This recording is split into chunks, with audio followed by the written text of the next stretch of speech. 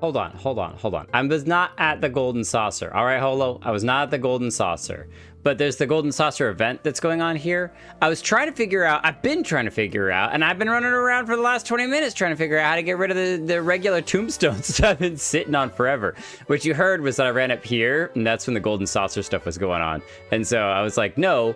But the irony is that I actually did want to go to the Golden Saucer because I want to get rid of all of these. So I'm going to take a quick pit stop at the Golden Saucer, so that way we can get rid of all these cards that I've been sitting on for forever that I've needed to get rid of because I have all of these duplicates and everything. So it's the Triple Triad stream, Potion Master Yi. No, maybe sometime in the future we'll do a Triple Triad card gathering stream, but not today's stream. Though I don't know, man. After last stream, I might need something lighthearted to deal with the trauma of last one. And what's even worse, for those of you who have not done any kind of video editing or streaming or anything, chopping it up into pieces and doing video editing, you just end up experiencing the trauma all over again and again and again. It's wonderful. It's great. It's like, you know, oh, I didn't experience it enough the first time, so here, let me experience it a bunch more.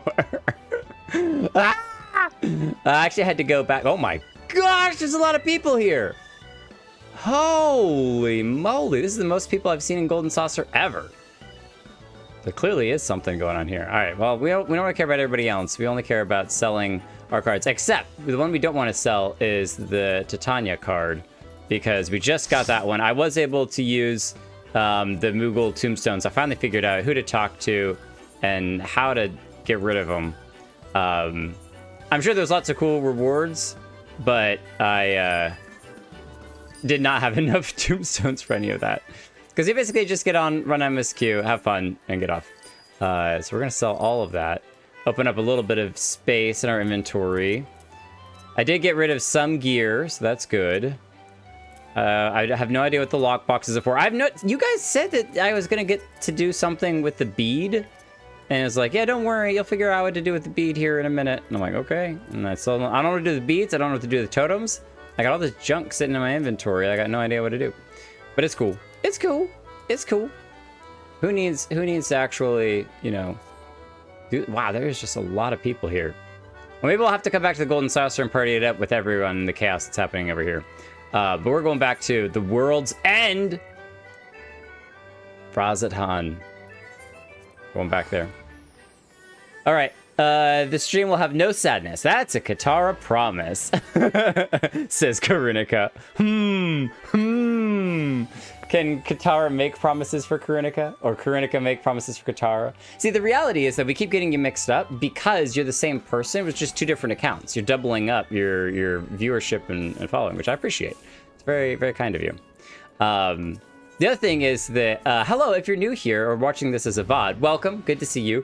Part of the reason I've been chopping up the stream is because I'm gonna make a hard push for 500 subs, all right? My soft goal is to somehow, some way, as it's totally silly, but it's just for my own personal fun and enjoyment. I'm gonna try to hit 500 subs on this channel before the end of Endwalker. I'm gonna aim for it. It's gonna be fun. I'm gonna figure out how to do it. Sometimes in life you got to set yourself little challenges to do things, and that's my own personal challenge. So to get rid of the tombstones, you talk to the Moogle near the Aetheryte Plaza or Gridania. Yes, and we did end up using them and we got a brand new Triple Triad card, which is obviously the most important and valuable thing to buy with it. What? Mounts? What? Minions? What? I don't know what you're talking about. We only care about Triple Triad cards here. 2 events going on that want you at the Golden Saucer. Yeah, I did see the at the Moogle, there was 2 different events. There was like what the past one was, and then there's a new one as well.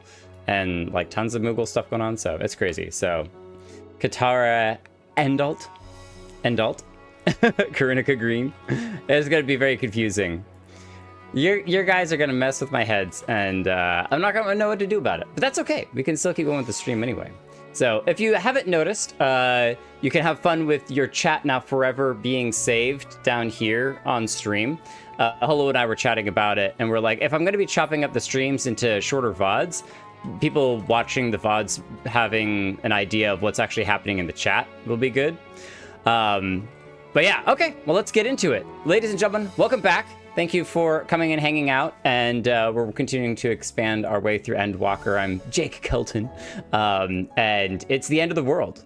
The world is ending, emotionally, physically, mentally, spiritually. The whole world has come to an end. And yeah, so the big challenge is going to be, we have to save the world, while everyone else is trying to potentially leave the world or stay and not get turned into monsters of hopelessness. That's what in my head I call them, the monsters of hopelessness. Because when you lose all hope, you become a monster. And that's what's happened. So let's get back into it. Greetings, honored scions of the Seventh Dawn. I have a message from His Excellency, the Satrap. Brave scions, you have my gratitude for aiding my people in this most trying of times. Should be reading it in the dragon's voice. Brave scions. Alas, matters here at Megahuta prevent me from meeting you all in person. As a token of mine appreciation, I have arranged for a feast. Not that food again. Well, actually, to be fair, the last, 3 times we've eaten, things have gone pretty okay. So maybe this time it'll be all right. All right, I still have trauma from ARR to be held in your honor. May it nourish you in preparation for the trials ahead. I was wondering, we actually were pretty low on eggs. We're going to have to go buy some more eggs soon, but the feast will hold us over, I guess. Such are the words of Master Vitra. The feast he speaks of awaits you at the Marines Mahane. Pray make your way there whenever your business here is done. We thank you for your kindness. Indeed, I was hoping we might find a place to discuss our next course of action, and that seems an ideal venue. And you, in particular, Jake Kelton. There is someone we had hoped to introduce you to in particular. While I'm loath to detain you further, might you spare a moment of your time? Do we get to see Y'shtola's dad again? A personal invitation. Knowing full well your service are in the highest demand right now, this must be important. Worry not, we'll save some food for you, so take all the time that you need. Hi, Karinika Green. Thank you, friend. Whenever you are ready, please join me in the Aetherite Plaza. I shall go on ahead. I love the cute little waves. That's awesome. And the chaotic Lalas. Who let all these Lala children run around? Gonna get squished by one of these meteors eventually. I was thinking about it, and I was like, we don't see much stuff actually hitting the ground, so it must just be burning up in the atmosphere. But where is all of that stuff coming, right? Meteors come from space. This is just coming from the atmosphere. At least when we were on the moon, we didn't see anything, so. Lavava got a new hairstyle, or Karinika got a new hairstyle? Oh, it is, with the little black tips. That's cool. I think that earrings on Viera look so much better than most other species. The weather is raining cats and dogs, right? Oh, Apocalypse, that's right. We did see that briefly before, but I forgot about it. Wait, where's the weather lady? There's always a weather lady in these areas that you can talk to. And whoa! Look at this bow. It's so shiny. It's so shiny. Definitely don't have any bow jealousy. Nope, not at all. Harsh, don't look over there, all right? We're not getting distracted. We never get distracted at these streams, never. If we find the weather lady, we're gonna talk to her and see what she has to say about this weather. Access to the Aetherite you see there has been restricted for a select few ever since the tower first appeared. Oh, restricted to a select few. We sincerely apologize for the inconvenience, but it was deemed too dangerous to permit the free movement of visitors at a time of emergency, a risk we could not take. In light of recent developments, however, the Satrap has decided that such restrictions would only hinder our efforts to combat the final days. As such, I would encourage you to attune with the Aetherite before proceeding along the corridor. We already did, but thank you, I appreciate it. Kind of went ahead. We do what we want here. We the Warrior of Light, we do whatever we want.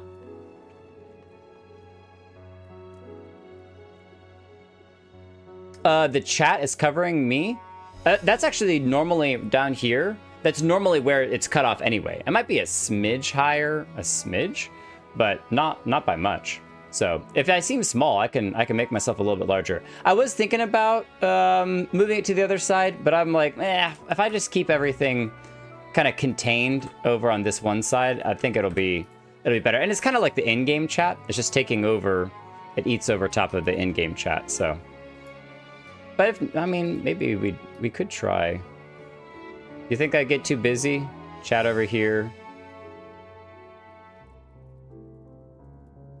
Okay, great holo. Great holo. Stream has come to a grinding halt so that Jake Kelton can make changes to the HUD. All right, and let's pop this up a smidge. What do we get? 1, 2, 3, 4 lines? That's too much. Let's go back to 3. Go back to 3. There. How about that? How about that? Is that acceptable? Cover up the fact that you need to pull your materia because it makes me bonkers. Well, cover up the materia stuff. We're not gonna talk about that. Love it when your hotbars all out of whack on a different computer.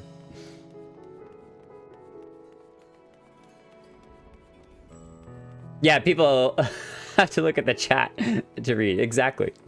You think it should be bigger? 5? We could go up 5. 1, 2, 3, 4, 5. We'll try it. We'll try it.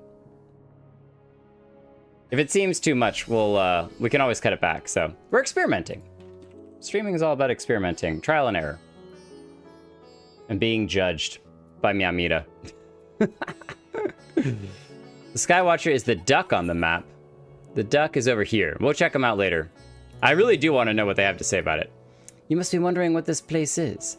You stand in the hall of the Radiant Host, from where our leadership oversees all of Razat Han's military operations. Sundrop, our destination, lies just ahead. Oh, in here. Oh, there's a door we can go through? Oh, fancy. I guess we haven't been over here. We came over here and attuned to the Aethernet because we've got all the Aethernets. I'm pretty sure. Now you got me thinking. Yeah, we got all of them. There's no airship landing here, is there? Harsh! You're worse than the Lalas dancing on the table. Gridanian delegate? Oh, this is really cool. Uldan delegate in the blue. Alamegan delegate. Doman delegate? Check that out. Look at that armor. You look legit. Shirabat. With your fancy high definition gear. Ishgardian delegate. This is so sick. Wait, hold on. We probably should be chatting with all of them real quick. Jake, we've been waiting for you. Oh. Yeah, much to say. Wait, I know you. Ah, but forgive me. Idle chatter can wait. Well, look who we have here. What of your deeds at Razat Han has reached the Sultanate, you know? Well, good. I hope Nanamo's doing well. The Liberator of Alamigo is always a welcome sight. If I can be of service in any way, just ask. To think I would meet a Doman savior here, in this distant land. Aw, they're all so nice. Oh, what? Oh, Jay Kilton. Ishgard remembers. Let there be no doubt. The Fury favors us this day, and we may stand in the presence of a true hero. No, I couldn't save everyone. So you're the one I've heard so much about. All right, let's get this party started. We got a feast to jump to. Oh, there is an airship landing. We just can't use it. Welcome to the Sundrop. Without further ado, allow me to introduce you to... Oh, so you're the famous Jake Kelton, eh? I knew at the moment you stepped through the door. You have the look of the one who's walked through hell.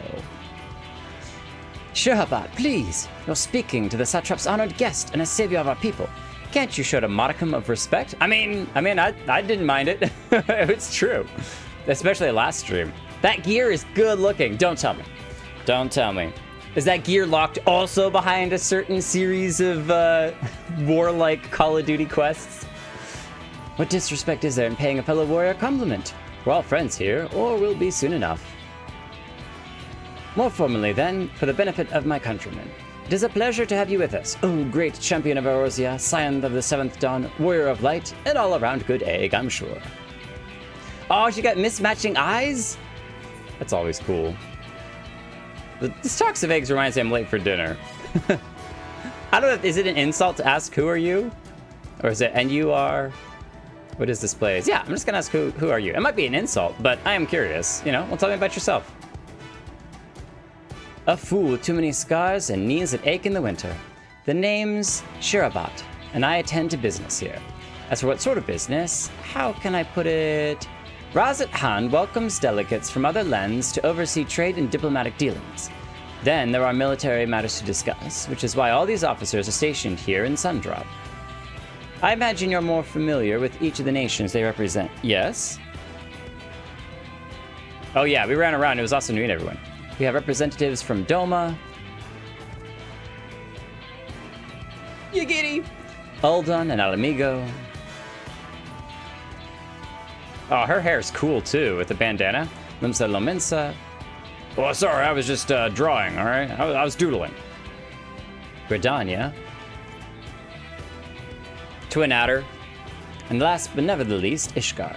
They're the eyes and ears and mouths that bridge the distance between Razat Han and their respective homelands. I don't think we're supposed to recognize him, but maybe we are.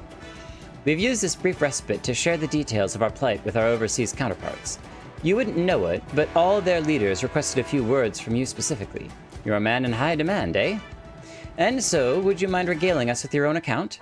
Indulge us before you indulge yourself. Her hair's super, super cool. I like the color of like the gold and red.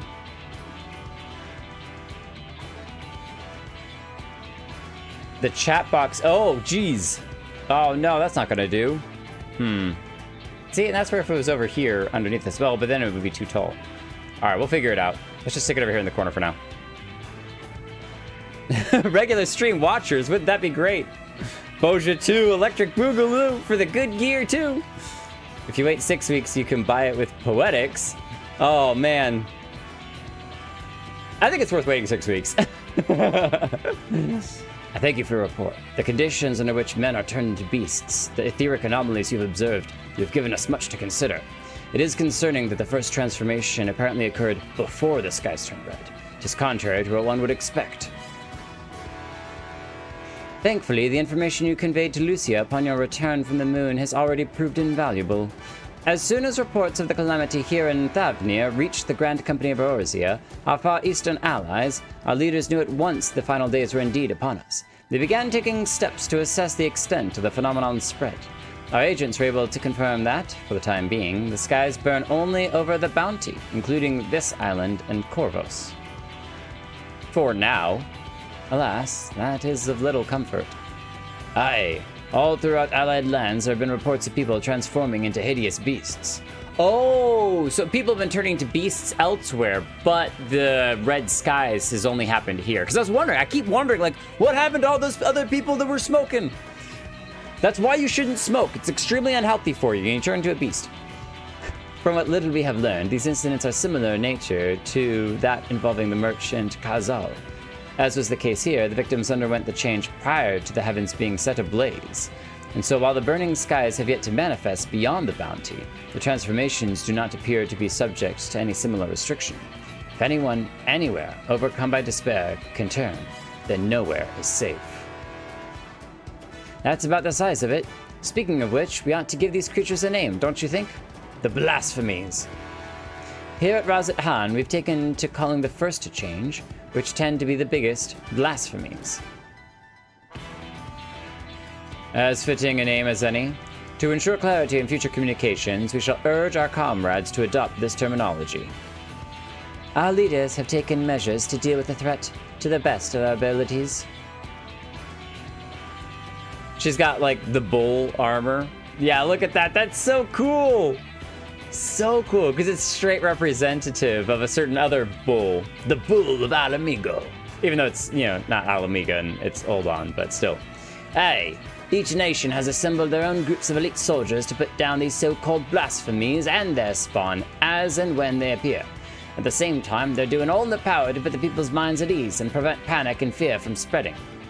That said, brave souls with the strength and fortitude to fell these terrible fiends are not easily found. Just so, and it is for that very reason we turn to you. Pray lend us your strength and help us slay these blasphemies that plague our homelands. I guess we got a lot of killing to do before dinner? Now, you don't have to give your reply before dinner. I should also mention that each blasphemy seems to possess wildly different characteristics. What works well against one may serve you poorly against another. So before you go rushing off to save everyone's day, Have a word with the delegates. They'll tell you what to expect. Oh, great. We got to memorize all of these. She's really cool. You can just tell just by looking at her character. They designed her well. And with that, I do believe our friend here has a feast to attend. Spare a thought for us while you're tucking into all that fine cuisine, eh? You have gained access to the role quests for Endwalker. A separate quest line and story is now available for tank, melee DPS, physical range DPS, magical, and healer roles. To undertake these quests, speak with any of the delegates and agree to help defeat the blasphemies that plague their respective lands. Okay, nice! So this is like the role quests in Shadowbringers to defeat the sinless. And so we only have really one open at the moment because we're tank, but if we switch to the other roles, we'd have to do that. We'd have to do a lot of leveling to do all of these and to help save all of that. That'd be so many streams of just leveling, so. Physical range finally gets its own. The Sin Eaters. Yeah, the Sinless Sin Eaters. They're so sinless. That's why they're spotless, white as snow. So, I've got so many role quests to do. All the role quests. But I'm trying to balance MSQ and all this other sorts of stuff. It's okay. It's okay. Pray forgive Shura about her rudeness. I thought she's like, sometimes I think when people are super cool, a little rudeness kind of goes a long way. So, all right, hold on. Let's check this here. That really only shows our gil and our inventory, right? So if gil doesn't matter, what if we just put this here, shrink this down a small bit, still readable, and then if we'll finish chatting and then I'll see if I'm moving something else. She can be a bit boisterous at times, but it's simply her nature. Anyway, my apologies for keeping you from your hard-earned rest. You'll be rejoining your companions, yes? Do you know the way to the Mayhang? I know Rosette Hound like the back of my hand. I have a terrible sense of direction. We have a map and we have Lalas. I think we're okay. We'll figure it out. Glad to hear you're becoming familiar with our fair city. You'll be pleased to hear that all drinks are on the house, so order whatever suits your fancy. And with that, I must return to my post. On behalf of all the Radiant host, I thank you and your friends once more for lending your strength and courage to Rosette Han in our time of need. We shall endeavor to fight the good fight to the end, that we might honor Ahwan's legacy and serve Master Vitra well. You have my word that your efforts will not be in vain. That's awesome. Man, there is like, I don't know that I want to do all of them, but we definitely have to do at least a couple of them. So, system configuration, no, it's HUD layout, right? HUD layout. All right, so if we move Gil up to here, let's see if we can just kind of get Gil right on top and then put notices right next to it.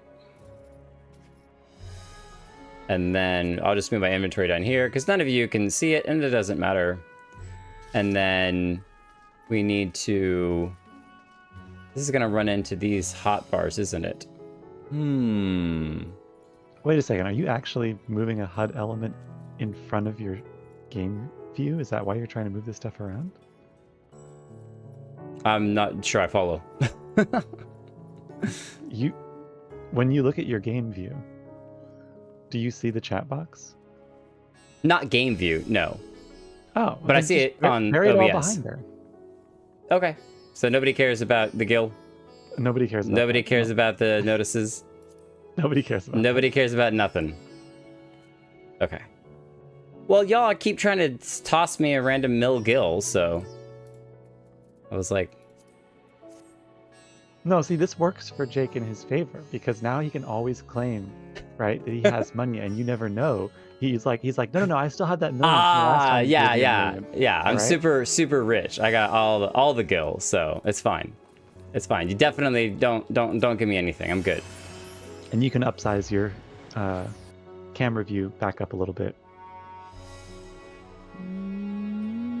as I can tell you've shrunk it down from. I did. Screen. I shrunk it down a little bit, just a little. Keep going.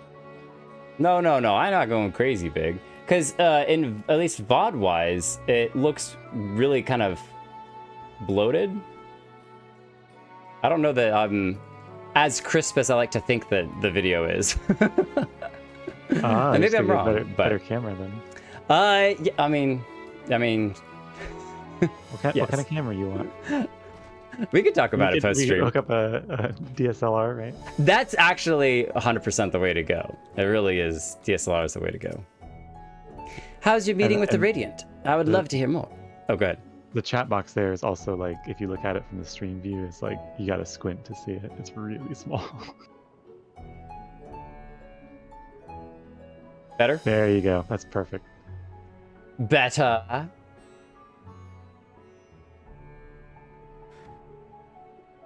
You can check out what is happening around the star with this role quest. Oh yes, by doing the role quest, you kind of see what's going around, which I definitely want to do. I was worried that there was going to be the giant fire all over the place, so... Calling them sinless is a blasphemy. Jake is not broke. All right, I'm fine. That's true, though. When I take teleport offers around, you definitely save me a bunch of money, so... The same camera the Mars rover has. High definition. Can't you pick out the pixels? If you can't count the pixels, it's not high definition enough. Good, you could join us. Mehalil over there will be happy to take your order. I know I must eat to regain my strength, but between you and me, I don't have much of an appetite. I mean, after what we witnessed, I can understand that. Forgive me for not waiting to make a toast. My throat was utterly parched. You've been working hard. The lean. I'm overdue for a good meal. Lean, lean, lean, lean, lean, lean, lean.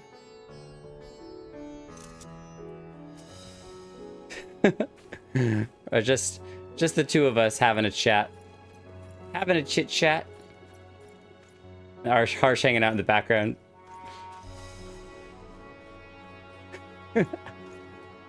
There we go. I'll lean it out.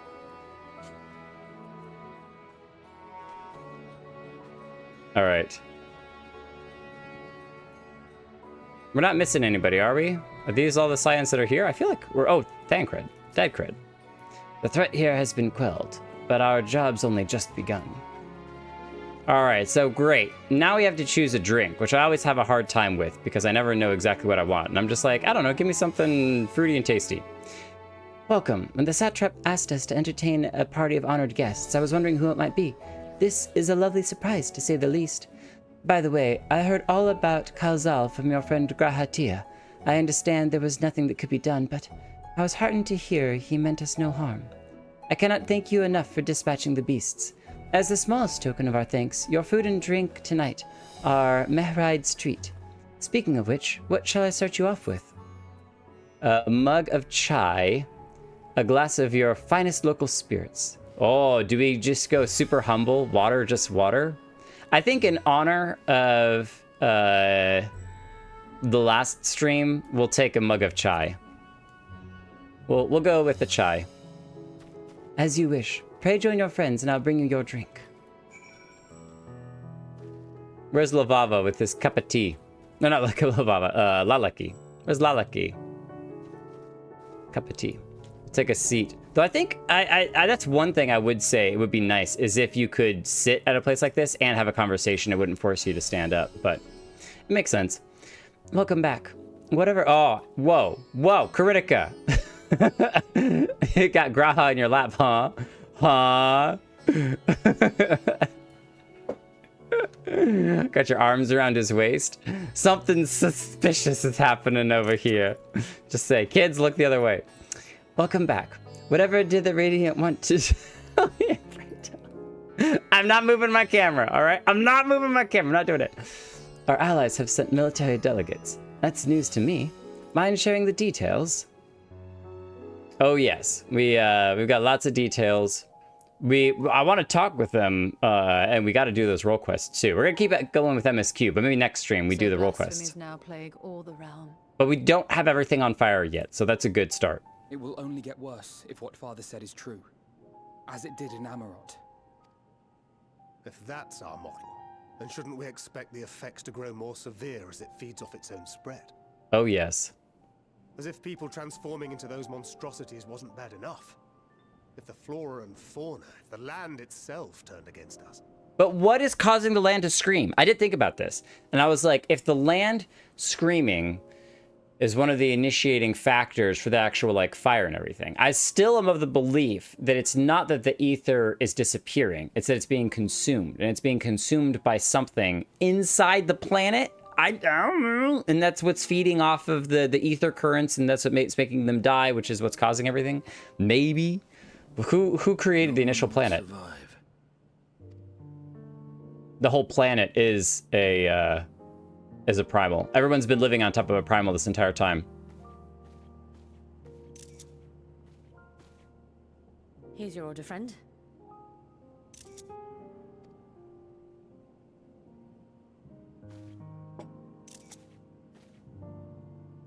Piping hot chai.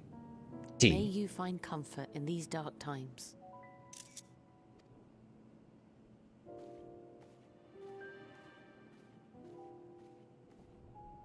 Where do we go from here?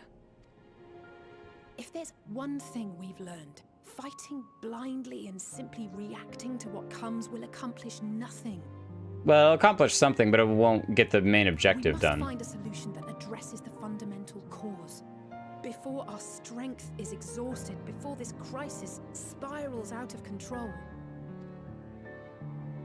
Is there something, anything we've overlooked? I'm gonna take just a minute here and think. Think. Because we kind of ran into a dead end at Charlie and trying to figure out more information about the final days. We know about Amarat and the creation magic. We definitely could do more research on the celestial ethers or like the emotional ethers, which might be one and the same. And we still don't know where Xenos is. He's gone off to go just pout for a while, I guess. But I think...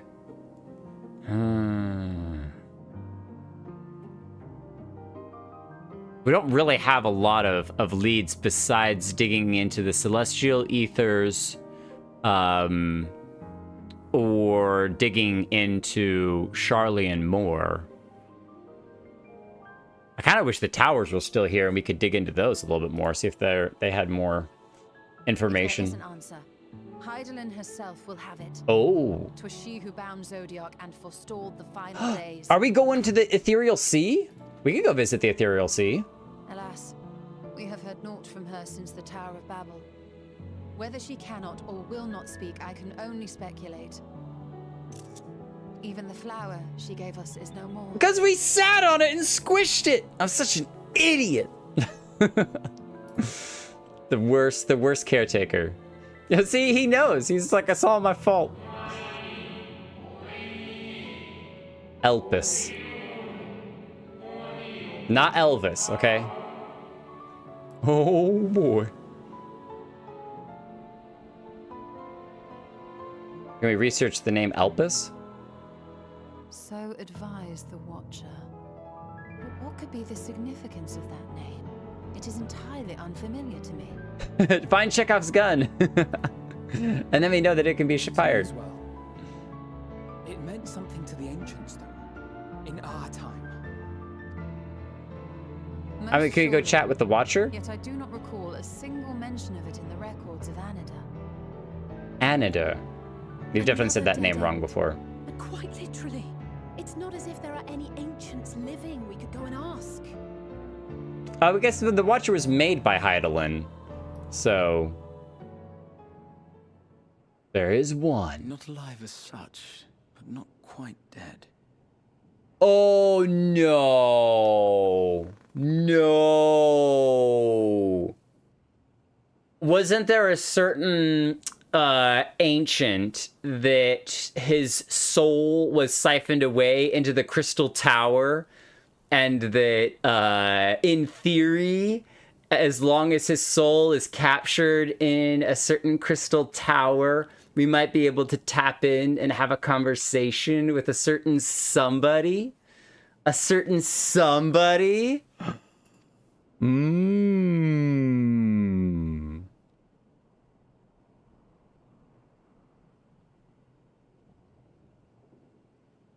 Elidibus. Oh, yeah. I sealed him in the white auricite of the Crystal Tower back on the first. Contained within that reservoir of ether that maintains it. Ether that is returned little by little to the sea. naught may remain of his soul. However, if part of it lingers, we might be able to speak with him there. I know we can no longer make that journey, but you, my friend, still can. And it's been a long time since we've gone and seen Reen. Worth a try. It would be an opportunity to look into the others as well. Yeah, absolutely. It would be an opportunity to look into the others as well. Going. I'm doing it. Thancred would love an update. Thank you, my friend. That would mean much to me. If nothing else, should we learn the First is safe, we'll have that much more reason to keep fighting the good fight. That said, the odds are not in our favor, to say the least. Which is why we're fortunate to have Urianger up there on the moon, working hard to make all the necessary preparations for our departure, should it come to it. And why we have nothing to lose by staying the course till the last instant. Indeed. To the last, let us all do what we can. To the last. I will consult with Master Matoya and see if she knows of a way to reach Hydaelyn from the ethereal sea. And I will visit the nation's leaders and attempt to ascertain how far the final days have progressed elsewhere. Keep me abreast of your findings. I can seek out and slay the worst of the immediate threats, if only to slow the spread. I mean, to be fair, we saw him in the cutscene in the last stream literally one-shot one of those giant monsters. So, Asinian's a little bit OP. The power of Nidhogg. Unease, terror, despair. Try as we might to suppress them, these emotions will return to harry us time and time again. But when they do, remember this. Chai means tea, so when you say chai tea, you're just saying TT. Sharing in your struggle. You are not alone. Oh. You're not alone is also a good thing to remember. So ends the brief respite before the next revelation. Yes, so much left for you to see. Emmett, why do you keep... Where beginning ends and end begins. Where beginning ends and end begins? We go back to ARR? You've unlocked New Game Plus. It literally starts you back and you start walking into Ul'dah. Like, no! Except now you gotta pick a different starting point. It's like, it turns out that the entire Final Fantasy XIV game is just a roguelite. You get to this point, you go back, but you get to keep like one set of gear. You start all over again. The final days. How far has the phenomenon spread, and how does it manifest itself in each land? I must reach out to my friends in each nation and find out all that I can. Ah! Oh, she's stretching. Well, I suppose I do feel better on a full stomach, after all. Burning skies, blasphemies. Not if I've got anything to say about it.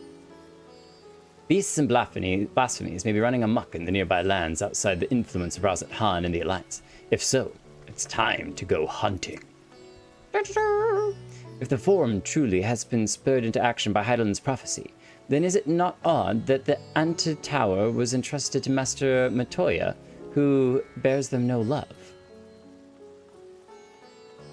The Forum was spurred to action by Hydaelyn's prophecy. Odd that the Anti-Tower was entrusted to Master Matoya, who bears them no love. No doubt she has a reason for this, and I would know what it is. I'm forgetting, what is the Anti-Tower? The Anti-Tower. Nothing like a feast to lift the spirits. I trust you enjoyed yourself as well. We had, like, you should get a free, MGP earned a gold sauce attractions is increased, jackpot! We should get a free, like, hour-long food buff after one of those things. But we'll eat an egg, just to say that we're full, so. When you go up the downscase, so that's the Anti-Tower. Oh, that has all the, like, the library of information. We learned a lot about the Garleans in there. Now then, is there anything we've forgotten to mention? Are your arms and armor in good order? I hope so. In that case, it's time we each attend to our tasks. And when you arrive on the first, give my regards to Reen. Tell her I miss her. Aww. No, the big scary doll boss is annoying, but I always remember that place as the place that I got eaten by a book. When the book snaps closed, chomp! And you insta get one shot. My spirit vessel. Graha's spirit vessel, you'll be with us always. Empty now, of course, but it should allow you to operate the tower's systems. Oh, that's right, because only the Allagan eye can do that. The umbilicus. If even the smallest fragment of Elidibus's essence remains, it should be possible to locate it. As for access to the umbilicus, pray seek out Lena for assistance. Chances are she still stands watch at the Ascensor Gate. Should she or anyone else ask after me, tell them I am living my life to the fullest, that I am happy, hardships and all. Well, we had best be on our respective ways. God's willing, we will see each other again ere long. I didn't give you all one last hug. No, come back! I wanted to give you one more hug. No! We just have to hug the air and pretend we gave them a hug. It's all right. We got to give them a hug every time we get the opportunity. Like Orwin. We haven't given Orwin a hug. How you doing? It's been a long time, Orwin. Hope you're doing well. Oh, everyone left. Bye. That's all right. We wanted to go talk to the Skywatcher anyway. No. And I don't think we got the free teleport because we had the other teleport waiting that you couldn't see because it was hiding behind the chat. A wise woman once said that she who does not pay heed to the skies will surely get wet. Oh, really? No comment about... It's literally burning! The sky is falling! The sky is falling! Apocalypse, apocalypse. Garlemald. Gloom in Mordona. Fair skies and clear skies. Alright, well, let's go enjoy some fair and clear skies. Return to the Crystarium. Ah. We'll go to... Let's go to Fort Job, I guess. And then we'll fly over to there. A certain senile old man. Louis Sois-le-Veilleur. Of course! How could I have not foreseen it? Receive TT. The Antitower was Heavensward Dungeon. Yeah. Oh, the library was the Great Google Library. Oh. I definitely got those mixed up. Definitely was thinking about the Great Google Library. We can fly again! Oh, it feels so good. It feels so good. We're free. Freedom. If only you could actually loop-de-loop. That'd be awesome. Are we even going the right direction? We are. Kind of lucked out. I'm really terrible with my directions. Crash land. Glad you got to stretch your wings for a bit. All right. Lena, it's been a long time. Sorry. We're going to hug Mirren real quick. We show up and Lena is like, good to see you. And we're like, later. Hang on. We got to go talk to somebody else first.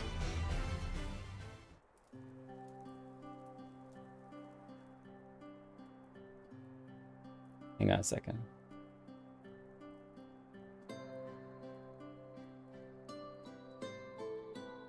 No, the Antitower was the one that I was thinking of. Yeah, where you go through the whole thing upside down.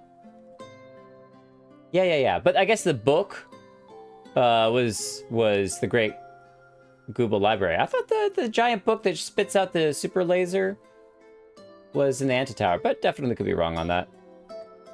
Do enough dungeons, they all start to cross together. Jake, you are returned.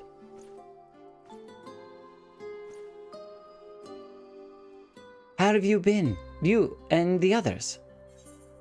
As well as can be. We've no shortage of troubles, but we're well enough.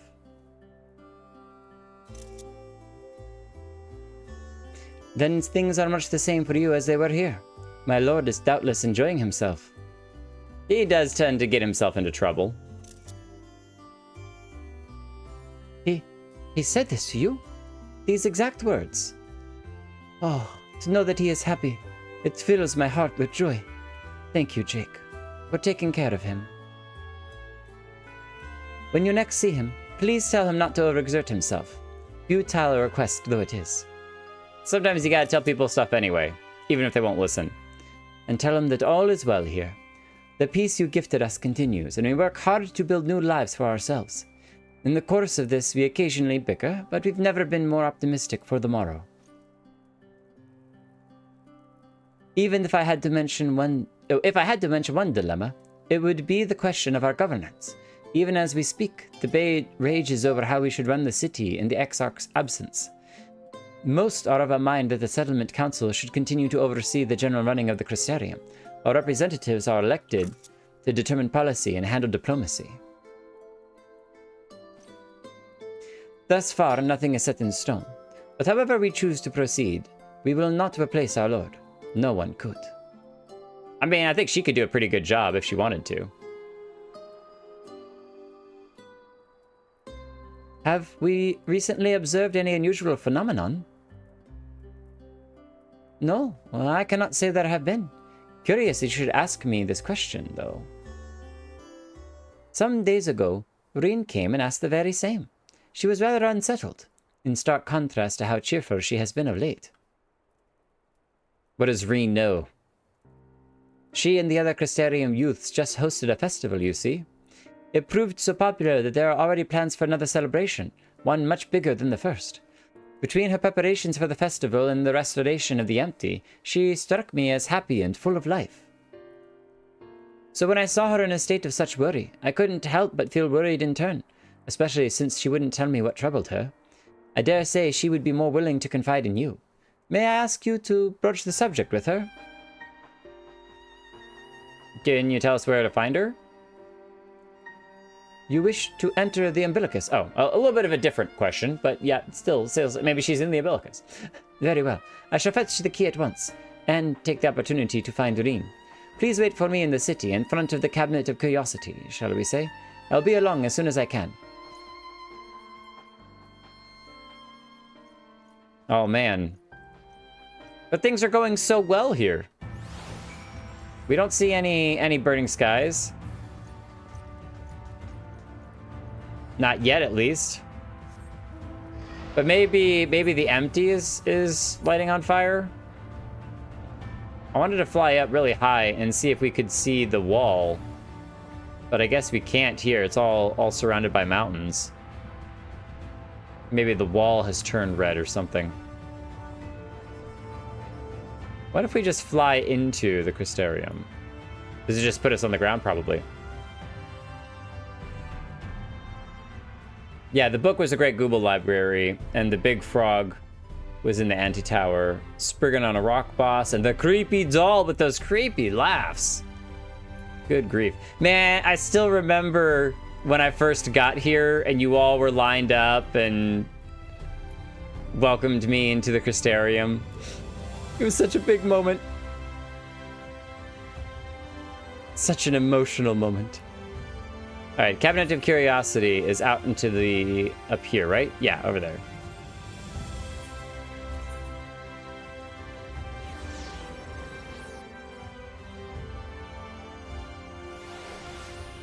I don't want to be a doll.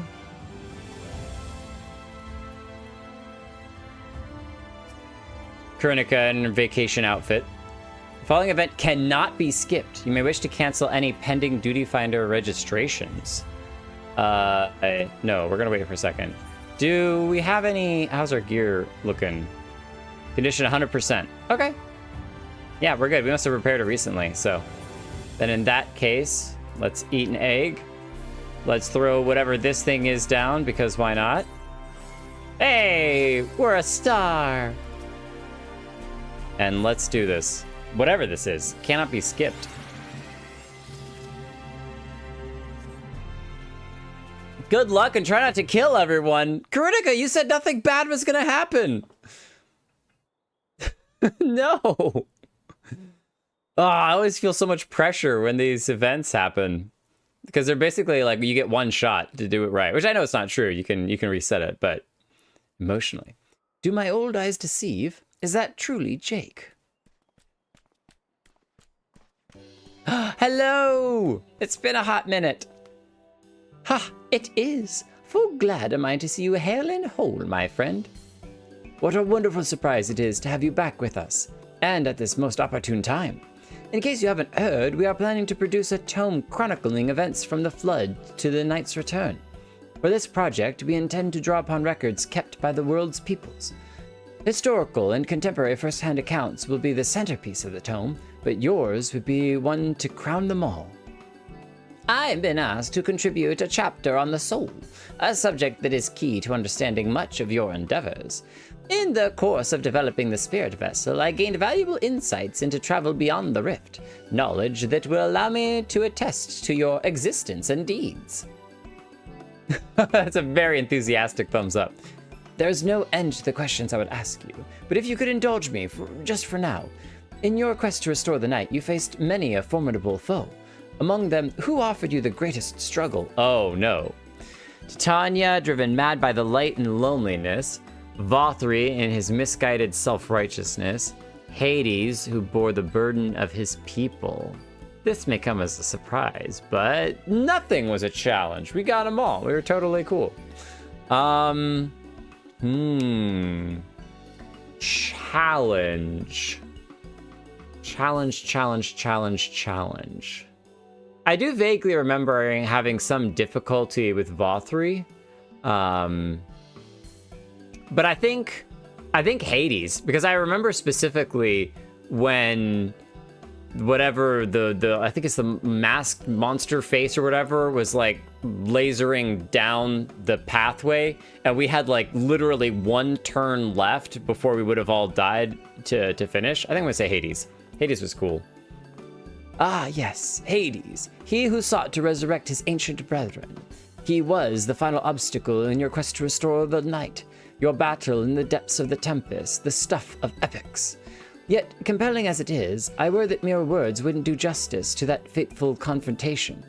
Not that we would think to omit it entirely, of course. No, at the very least, we will impress upon readers that it was the climax of your hero's journey. Wait. Not that we would think to omit it entirely, of course. No, at the very least, we will impress upon our readers it was the climax of your hero's journey. I know you'd talk his ear off, Morin, but we really should be on our way. Those documents from Yulmore won't collect themselves. Of course. And afterwards, would you care to join me for tea? Or chai? I was hoping you might clarify a few points in your treatise. Till next time, then. Do tell the others to look after themselves. Our overzealous friend in particular. Remind him not to overexert himself. Again and again till his ears fall off, if that's what it takes for him to take it to heart. So far, everyone is concerned for him. So what was that whole thing about who was the most challenging? I was like, are we about to jump into a cutscene where we got to go fight him? But no, I guess we're not. We're just chilling. The silent protagonist. Is that the Warrior of Darkness? The kids! It's him! It's really him! What are you doing here? If you're going to battle, I can give you some medicine. I made it myself. I'm sure it's delicious. Best not, Riki. You'll only give him a stomachache. We've come to see Morin, to get his advice. One of the god finally agreed to teach us how to fight. But first, we need to choose a fighting style. Well, I know that I want to be a mage. Arkil isn't sure. So he wants to be a mage. Magic isn't really my thing. So I was thinking of taking up the axe, or the sword, or maybe the bow. They all seem alright, but it's hard to decide. So I thought I'd ask Morin. He knows a lot about such things. No, go for the sword and shield. He isn't here. Aww. Oh, why don't you have the Warrior of Darkness choose for you? What do you think suits Arkil best? Sword, axe, or bow? For smiting your opponents, the axe. For protecting your friends, the sword. For fighting and hunting both, the bow. Well, in this three-party trio, we have a mage. We kind of have a healer, right, with the potions. You could go like white mage or sage with that. You can go black mage or healer. They're really lacking in a tank. And I think it's only fair that you go the tank, right? Because if you go the bow, like the axe is probably pretty solid too, the warrior. But if you go bow, then you got no front line, no tank whatsoever. Who's gonna take the tank buster, right? So definitely for protecting friends, it's the sword, the whole way. The sword. If you took up the sword, you could be just like Brandon, the Warrior of Light! I wonder if they have all different Warriors of Lights for that. Remember that like there's a bunch of people that were trying to be the Warrior of Light? I love that tale. Let's borrow the book today. It's really popular though. I hope it's still there. Thanks for helping me decide, Warrior of Darkness. I'll start with that style and maybe try something else later on. And when I get really strong, I hope to have a bout with you. We can talk about it later. Yeah, I know, warriors use axes. I was thinking about that, but they're a little, I don't know, a little selfish, so. They talk about Arbert if you pick the axe. No, we picked the wrong one. Oh, Arbert the warrior. I failed. Yep, definitely picked the wrong one. Absolutely. I love that all of you were kind of like, have you thought about warriors? Have you thought about axes? Can you think about warriors? They definitely could have done. Yeah, definitely should have gone Arbert. Oh, he's so cool. And he's still with us in spirit. Such fun he's been having basking in the adoration of musty old bookworms and wide-eyed younglings. But does he spare a thought for me? Of course not. Who's speaking? I waited and waited and waited, but he won't even so much acknowledge the presence of his beautiful branch, even though they're right here. Such a heartless thing our sapling is. Cold, cruel, and heartless. Theo! I, need you? Oh, faithful Theo, loveliest of branches, how I have missed you. Don't you have more important things to do, Your Majesty? I mean, that was a pretty good one, too. But we're going to play into the ego. Play into the ego whenever the opportunity arises. If you've truly missed me, you should have cried out for me at the top of your lungs the instant that you arrived. To make up for it, you will call it twice the passion next time. Though for there to be a next time, you've some few struggles to overcome. So, my adorable sapling, the world is on the verge of destruction, is it? You've been watching? How do I know this? Joined as we are, spying on you is as simple as sliding back the window of a rainbow. Sliding down the back of a rainbow? Yeah, that sounds very simple. Totally easy. I mean, I do that whenever I go on vacation. Would that I could aid you in your quest. But the fate of we Fey folk is bound to that of the star. Whither it goes, so too do we follow. Such is our way. The most I could do for you is spare you all the pain by gifting you the sweetest of eternal dreams. I'd prefer you not. But if escaping's not to your liking, then you must struggle with your fellow mortals. Ah, but here are the ones you've been waiting for. I wonder, what manner of conclusion awaits this tale's end? Everyone's talking about the end of the tale. I mean, we do have a tail and an end. Is that it? Is that the end of the tail? As we get our tail chopped off? Reen.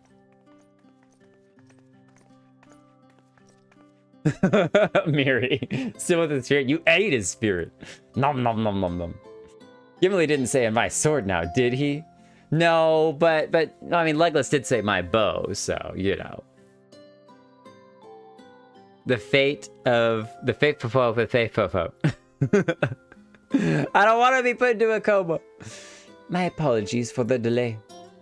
Jake, it's so wonderful to see you again. You doubtless have much catching up to do, so I shall leave it to you. I have taken the liberty of unlocking the umbilicus, and you may enter at your leisure. Salute!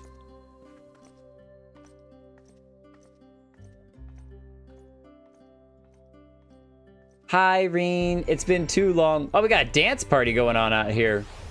Dance. Whoa. Whoa. I don't know, guys. Do you think Orwin's axe could be bigger?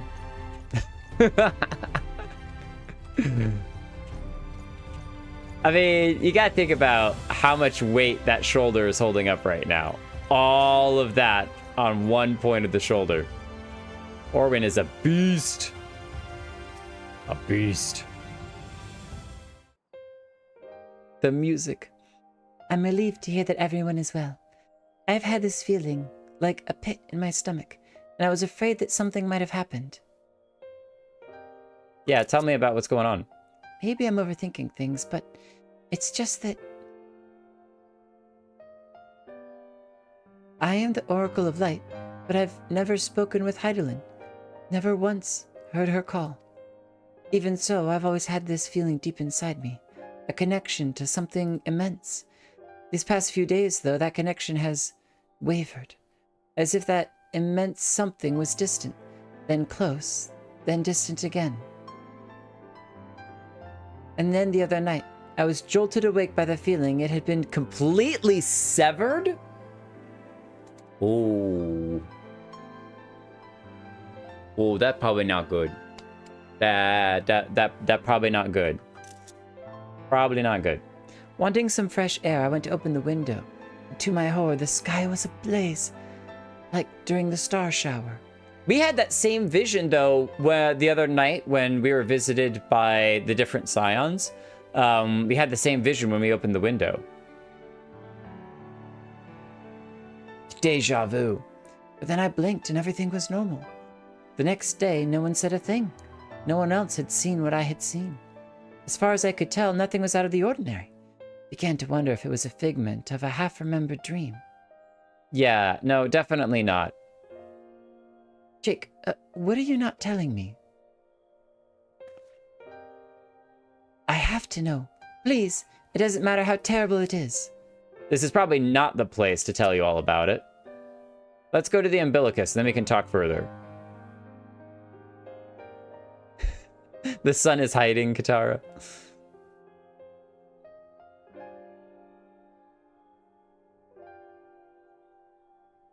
A blood-red moon. It wasn't my imagination then. The doom we witnessed in Amarat has come again. I can't believe it. Like I told you before, all is well here in the first, so don't worry about us. Please, look only to the threat before you. We're fine right now, and even if we weren't, we've learned how to survive. Should the final days reach us here as well, you may be assured we won't go quietly. But if the final days at the star, it was gonna kill everybody. No, we'll hold on until you can find a way to save all our worlds. So long as you continue your fight, so too will we, united in purpose beneath a blazing sky. United in purpose beneath a blazing sky.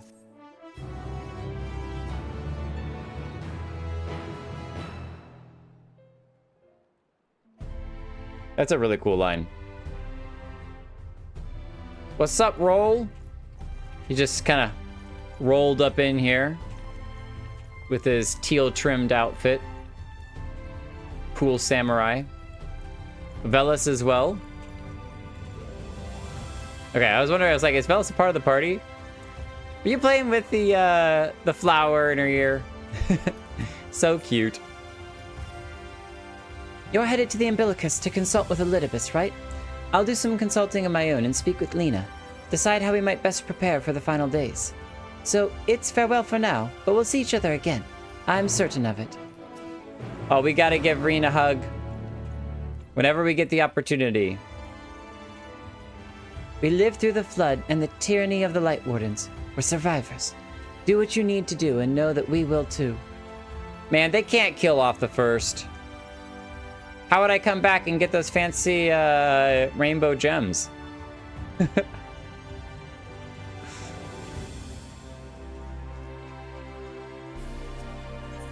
All right, let's go to the umbilicus, the docile gate.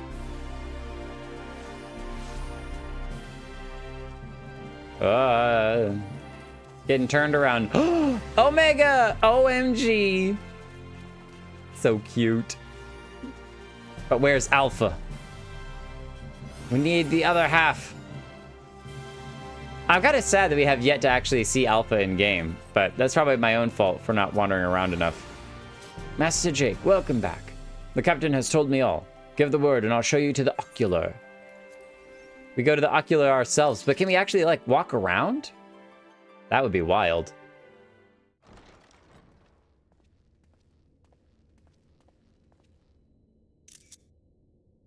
There's no one here. It's just us. Oh, that's so cool. How many times did we come back here? And then they all fade away. But we know that there's a safe, well, safe-ish. On Elastiaris? What's the planet's name? It feels like just yesterday, except this was like 8 months ago. Because Jake takes forever to get through MSQ.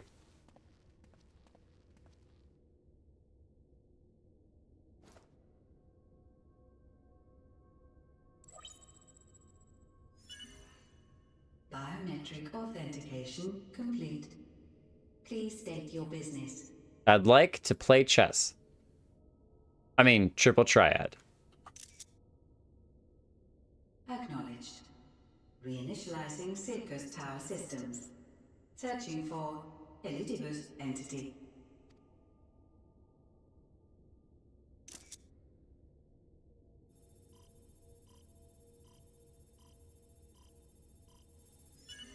Target located in subterranean core power accumulator. Projecting image. Wait a minute. Has the voice I've been hearing this whole time been Elidibus, not Emmett Selk? What? No. My friends. No more than a dream. Questioning my own sanity here.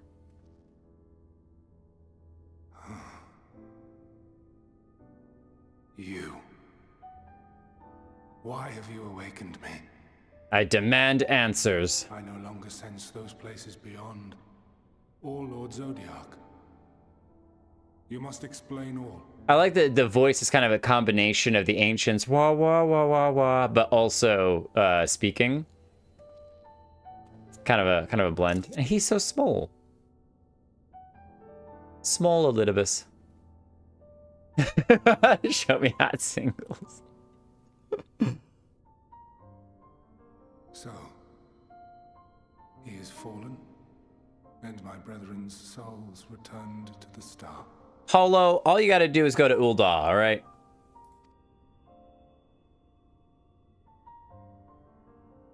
The doom we sacrificed so much to prevent is come again. Old burdens now yours to bear. But if this is Fandaniel's design, then I, as Elidibus, have a duty to fulfill. Your unsolicited act has restored to me some few memories of the convocation. Such knowledge as I have, I will share. Oh, thank you. You could have been a butt about it and held on to him.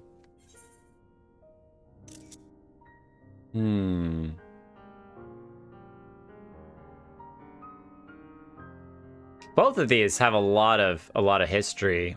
Thank you, and I'm sorry. Like, I'm sorry you're kind of trapped in here. That it's really tough. But at the same time, thank you for sharing what you know. I think I'm sorry. Because we would have preferred not to have to go this route if we didn't have to. Sup, Kala? Oh, this part. Why apologize for receiving a favor of the defeated? If it sits ill, consider it payment for freeing Lord Zodiac from servitude. Where to begin? Ah, the end. Your understanding of what caused the final days is consistent with our own. Lore dump time, let's go. The decay first took root where the currents were weakest. Yes, a conclusion drawn by him, Fandaniel. Not the him of here and now, but as I knew him, long, long ago. Having shed light upon the phenomenon, he dedicated himself to devising a countermeasure. Were it not for his knowledge of the Celestial, we would never have made the connection, and thence forestalled the final days. They didn't stop it, but forestalled it, just kind of delayed it. And though he inherited that noble soul, how different this last incarnation. So consumed by self-loathing and hate.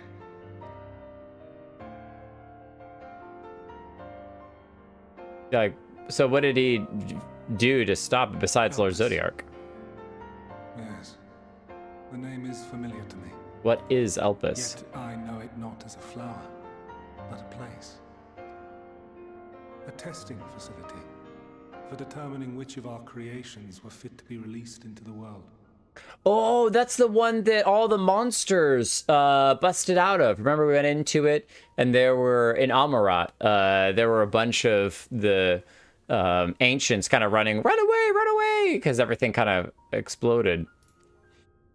Many worked there. And before joining the Convocation and assuming the title of Fandaniel, he was their chief. Hey, Pidge! How you doing? Hermes. Or should I say, Y'shtola's dad?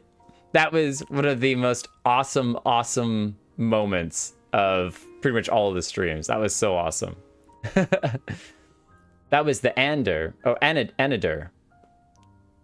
Anadur. Okay, so it's a different place. Still a testing facility, though. It was Hermes. That is all I know. The crystals tell little of the lives the 14 led prior to their induction.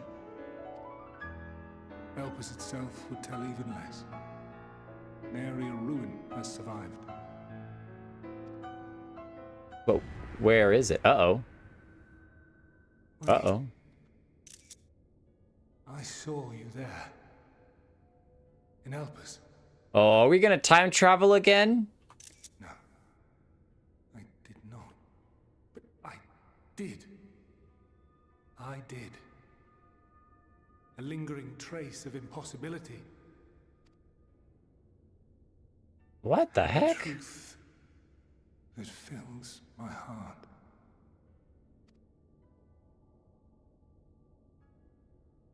Yeah, you're not making a whole lot of sense. My memories remain clouded, I fear. However, they have revealed to me one possible course. You must travel to Elpis, to the time when Hermes served as its chief. What? In glimpsing the Exarch's memories, not only did I make his summoning magic mine own, I also mastered the workings of this tower. Which can time travel, right? That's how it traveled to here. Make his summoning magic my own. Which, having absorbed my empowered essence, now harbors an abundance of energy. Elidibus is the tower. As such, I believe I can deliver you unto the past, unto that place and that precise moment. What? Given the eons that must be traversed, the gateway will not be fully formed. Your form will be less tangible still than those warriors of light I had summoned.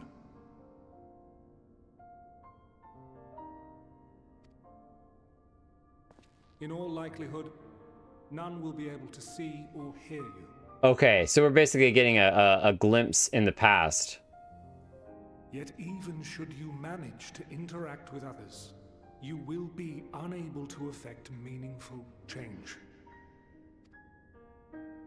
For the reality you wish to save, the reality to which you must return, exists as a result of the final days. You cannot reshape the past to undo the tragedies of the present. Cannot unmake the sorrow and suffering fated to come. And we wouldn't want to undo Y'shtola's existence, so. In full knowledge of this, will you still entrust your life to your foe and make the journey? Ooh. I wonder if we do have a chance to affect things and ruin everything. Very well. I shall cast you unto the river of time. Let this be my final act. Oh, are you going to be gone after this? You've been so helpful. You must input the commands. I no longer have the authority. First, you must reconfigure the systems, that the tower's ether may be channeled for the magic. I don't think Graha was thinking of this when he sent us here.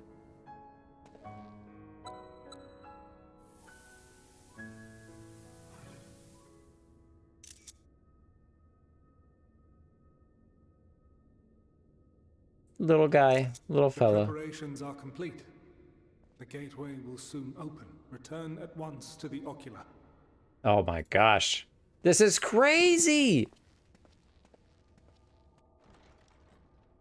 No, I'm sorry, Carl. That does not sound fun at all. I wonder if it's allergies if it happens once a year. All appears to be in order. The ether flows unimpeded. The magic should consume every last mote of my essence. Well, thank you, Elidibus. Why are you surprised? Did I not say that this will be my final act? Lord Zodiac is no more. There is nothing for me here. The ones I love and long to see again are waiting in that promised land, beyond memory and dream. It's time to rest.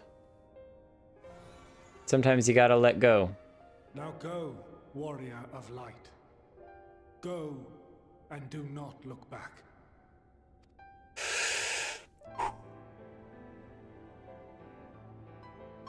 Goodbye, Elidibus.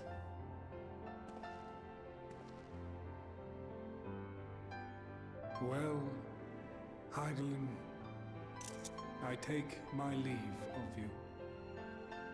Yours is the mantle of the last of us.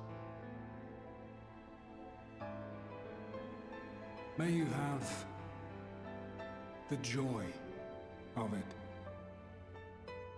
the burden, and the solitude. It falls to you now. You and your champion to save our star.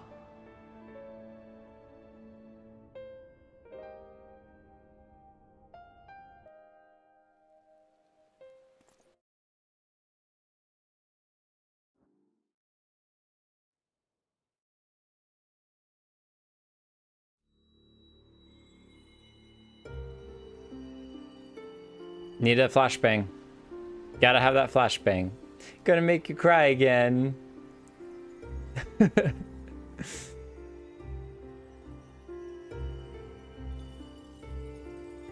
This is similar to when we were traveling to the first time.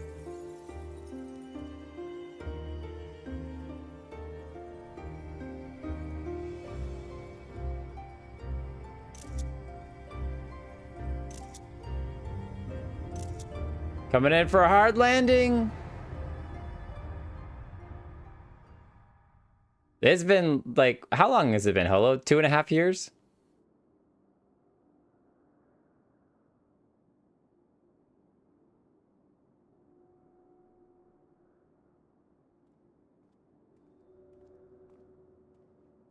We ghosty. Oh!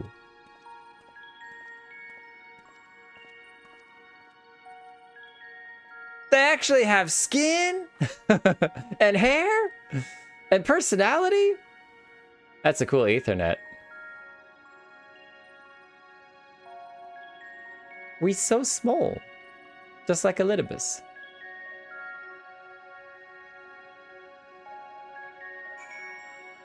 Wow. Hope upon a flower, objective fulfilled. This is wild. Explore the facility. We can't jump up here. We're too short. We're too short to even jump up there. Aetheryte-like device. I bet we can't attune to it, though. I'd be shocked if we could attune to it. Huh. Oh, look at us. Our short little legs. This device is reminiscent of an aetheryte. Perhaps it is possible to attune with it? What? Oh, wow. Okay. Despite attempting to channel and focus your energies, you fail to attune with the device. You can only assume it operates differently. Or that because we're a fragment of a figment of an imagination of an idea, the man stands dutifully by the aetheryte-like device. A guide for this facility in all likelihood. Hello? Excuse me? You attempt to get the man's attention, but if he sees or hears you, he gives absolutely no indication. As Elidibus warned, it appears your form is intangible. We ghosty. Hello, women, what are you chatting about? This is the right place, yes? Propylaeon? Propylaeon? Judging by the woman's words, this facility is called Propylaeon. So it's not necessarily where we need to go. Excuse me. Tap, tap, tap. She's got the mask around her neck. You attempt to gently prod the woman to attract her attention, but feel nothing. It seems neither does she. Time to go a-hunting. Ooh. Ooh. Oh, Lala's field being short? Except you got the jumping height of a kangaroo, so I think you're okay. A remarkably large man wears a black robe and a half mask. Much like the phantoms you encountered in Mare Lamentorum and the recreated Amarat. It would seem you have made it to your destination. Hello! Excuse me! You gesticulate wildly and shout all manner of greetings and obscenities. Never! The warrior of light shouting obscenities? No, I don't think so. But the man does not so much as glance in your general direction. Can we just walk through the door? That'd be kind of cool. Look at the woman's face. The tiny ghost lizard. I'll tell you, this ghost lizard can bite, all right? Yeah, exactly. The proper response is, who used their creation magic to create this little thing, huh? You say it kind of looks like Gaia? Kind of looks like Gaia. Oh, so is this like Gaia and the dude? Remember that she was an Asian, like, pairing? The two of them were always paired and doing things together, and then he kept losing her. And Gaia's like, I don't want to be an Asian anymore. I'm doing my own thing. Maybe that's why she took her mask off, because she's like, I'm doing my own thing. I'm doing my own thing.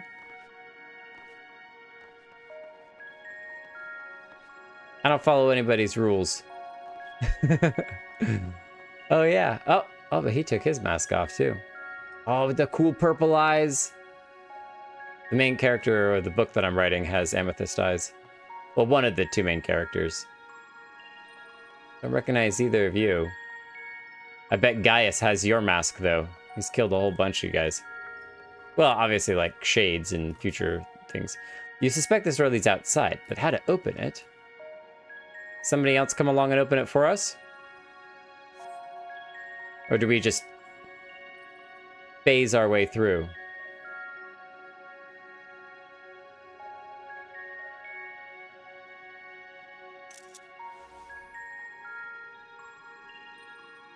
And here we are, Elpis. Oh, that voice sounded familiar. Well, how rare to receive you in person. To what do we owe the honor? Oh, just a few odd tasks. Familiar stranger.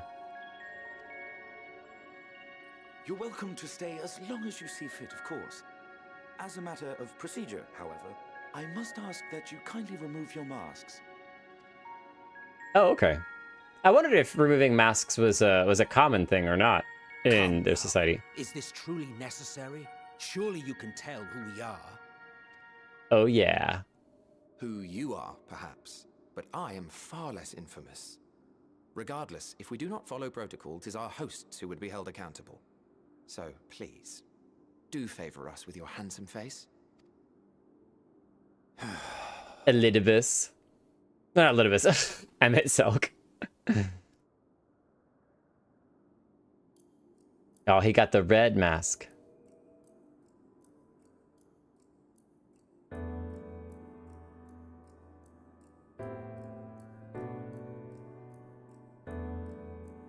Their eyes are so fancy. No way. Is he gonna see us?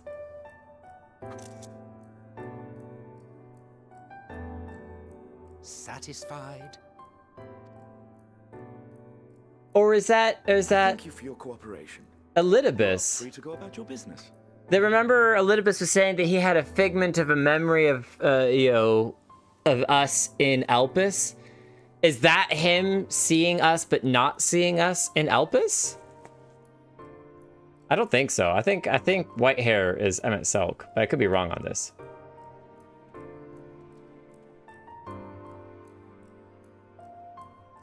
Purple hair I feel like is Fandaniel, but I could be wrong.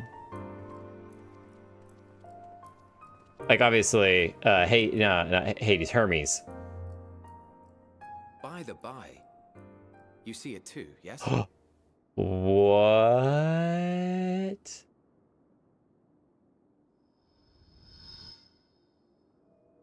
See I what? haven't the foggiest what you're talking about.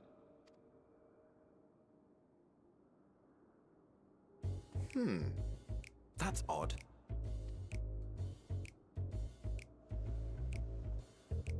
It's right here. A bit thin in the ether, but there's no mistaking it. The color of its soul is almost identical to Azem's. Do you suppose he created it? Rather unusual for a familiar to have a soul, though. For a familiar to have a soul.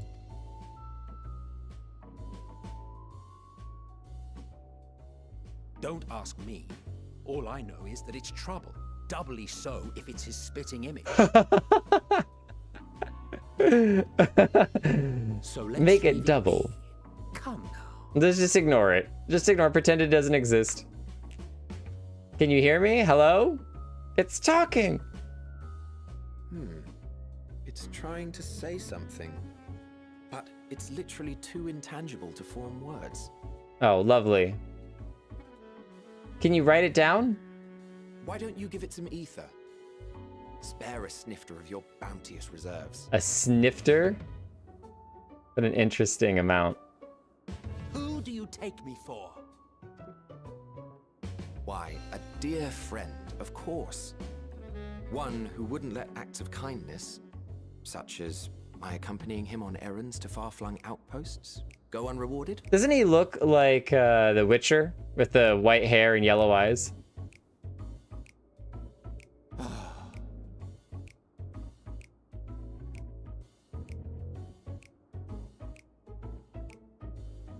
Yeah, never in my wildest imaginings would I have thought that this was happening. Close your eyes, or this may be unpleasant.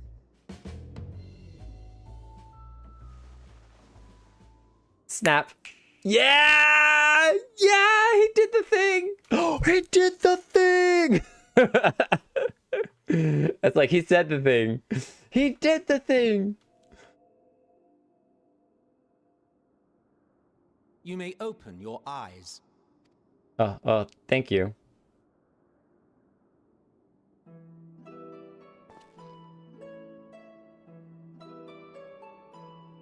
Wow. Whoa, wait, what? We big now. Oh, you even adjusted its size. The better to indulge your whim. This way, it will be easier to communicate. Whoa, we all grown up. Now we gotta get a job and pay taxes. This sucks. Very thoughtful of you. And may I applaud your artful reinforcement. Without further ado then. Greetings. I am Hythlodaeus, Chief of the Bureau of the Architect. Ah, Hythlodaeus. That was Emmett's best friend. Remember the one that we talked to back in Amarot, and the one that was a little bit different. Hythlodaeus, Chief Bureau of the Architect. Sulking beside me is the most honorable Emmett Selk of the Convocation of 14. This is And how crazy. might we address you, my new friend? Well, I am no one of consequence. A fine name. And I'm pleased to see you understand our words. And what's crazy is, though, that we could literally be destroying the future by what we're doing right now. Because that was Elidibus's whole point. Was like, if you go back, you'll be a shade, but maybe you'll learn something, but you can't interact with anyone, you can't do anything, you can't change the past, because if you change the past, you destroy the future you're trying to save, and so doing. And here we are, we're delaying them and totally ruining the timeline. Once again. We already did it once before, and now we're doing it again. Whence have you come? The thinness of your essence suggests you weren't created here. Well, when a mommy and daddy love each other very much, You do not know? Or cannot say? It would be bad for us to say. Let's just say that. Allow me to ask a different question then. What are you doing here? And why do brings you here? look so different than everybody else? I seek a man named Hermes. I want to learn about Elpis. I seek a man named Hermes. Hopefully Hermes will have some answers for some questions that I have, so. Well now, the same as us. Ah. Perhaps Azim wished to come too, but had to settle for a familiar. If he truly wished to be here, then he would be. I love Emmett's like half eyes. He's like always like skulking. Why do I have to be here? I want to go home. I could be playing Final Fantasy XIV instead of doing whatever this is. The two of us can discern the color of souls, you see, and yours happens to resemble that of a friend. And with your purpose matching our own besides, we jumped to a hasty conclusion. We are here to speak with Hermes, the chief overseer of this facility, which we also intend to tour in order to gain greater insight into the man's work. Well, that just so happens to align with our goals as well. We, I say, though this is Emmett Selk's charge. I am here only to serve as his guide. I serve as his guide to the tour guide. And I should be happy to serve as yours as well, by way of an apology for the misunderstanding. Wait, are you suggesting that we bring it along on official business? Bring it along. This thing we know next to nothing about? What could it If you harbor hurt? Suspicions, better to keep it close than leave it to its own devices. Wouldn't you agree? I mean, that's true. If someone's random creation was running around causing sussiness, you'd want to keep an eye on it. Besides, having a mysterious life form in tow is the norm rather than the exception here.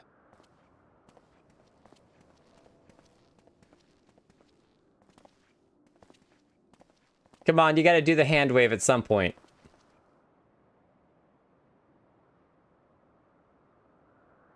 Welcome, my friends, to the testing ground of creation at Heaven's Edge, Elpis. Oh, it's so pretty. It looks kind of similar to the underground area that Charlian built. It's the doggo! This presence. Is she the one who becomes Heidelin? Because we know that one of them becomes Heidelin. Oh my gosh, I've seen so many pictures of this winged-eared person.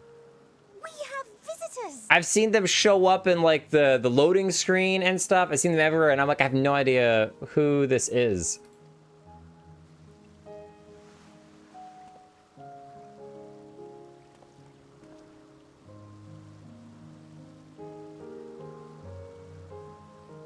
The feather tail is really cool. What secrets are you hiding, I wonder? Oh, all the secrets. Don't you wish you knew? Do you know that we become mortal enemies and best friends simultaneously? It's crazy. I got so much you wouldn't even know where to start. Wow.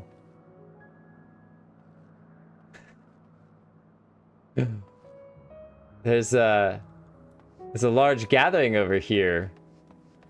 A large gathering. Ah, do we get to put on robes too? We're gonna become an Asian as well. We have joined the ranks of the evil. Freya, I love it. Is it slash talk? Slash I think it's converse. Converse. Yeah, there you go. Exactly. Yeah, so the other day, tell me about it. It was crazy. I couldn't believe it. I really hope that this hood thing, you can put the hood up. But I guess most people wear the hood down, so it wouldn't really matter. In case you didn't know, it's rude to stare. Stop. All right, all right. This is hardly my first time here, but the scenery never fails to take my breath away. Why, it feels as if you could reach out and touch the heavens. Now then, to begin our guided tour, Perhaps you already know these things, but for the sake of thoroughness, I shall start with the basics. Using concepts to give shape to ether, creation magics allow us to bring forth anything we desire, be it inanimate objects or living beings. Anyone may conceive of concepts, but they must all undergo evaluation at the Bureau of the Architect.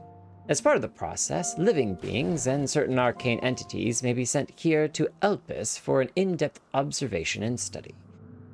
A fascinating facility, isn't it? I dare say you would enjoy touring it with us. Level up! Enhanced Divine Veil. Enhanced Divine Veil? I don't see it automatically upgrade, but I think it's a passive. I think it's passive. Upgrades!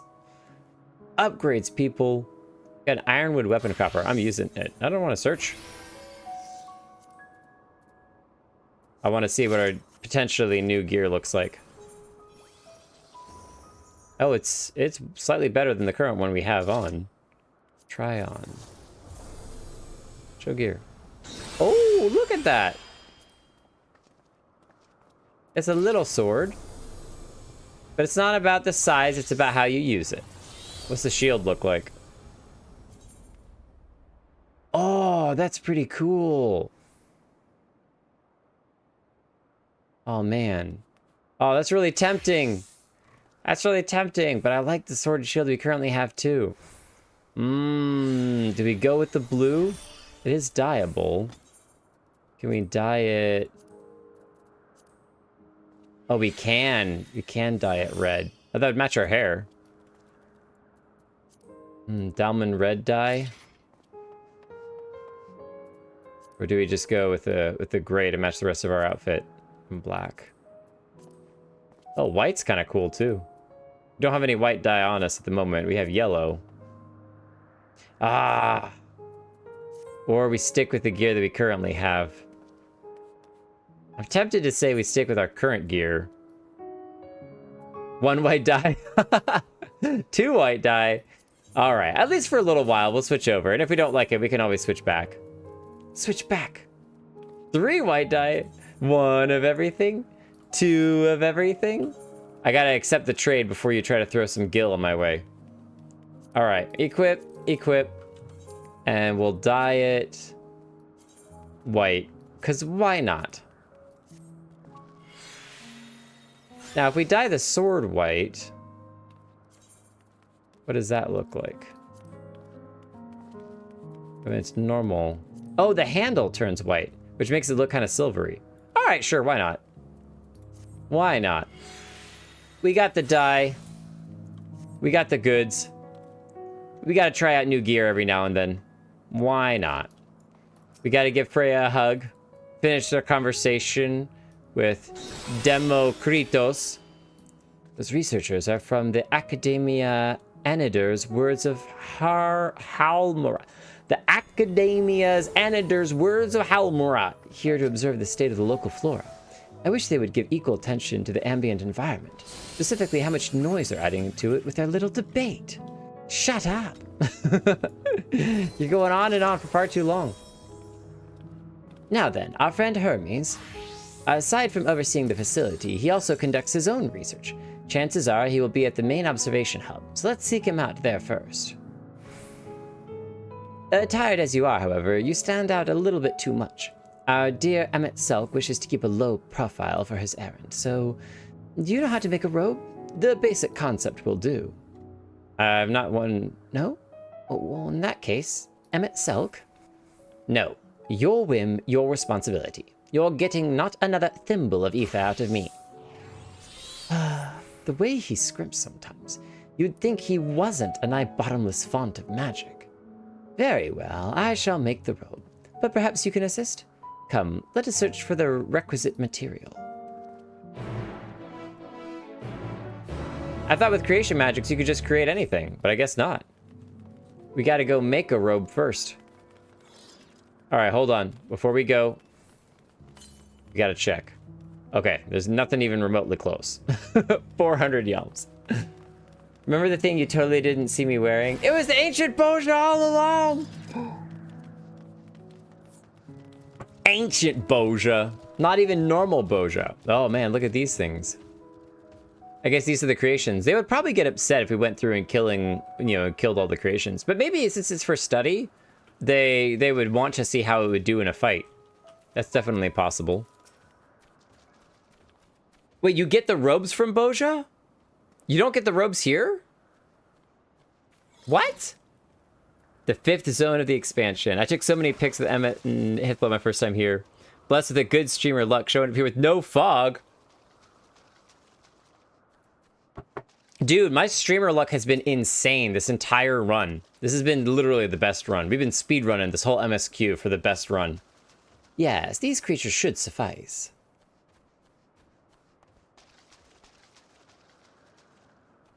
An etheric rope. Now I want you to use it to capture, shall we say, 2 Petalaudi.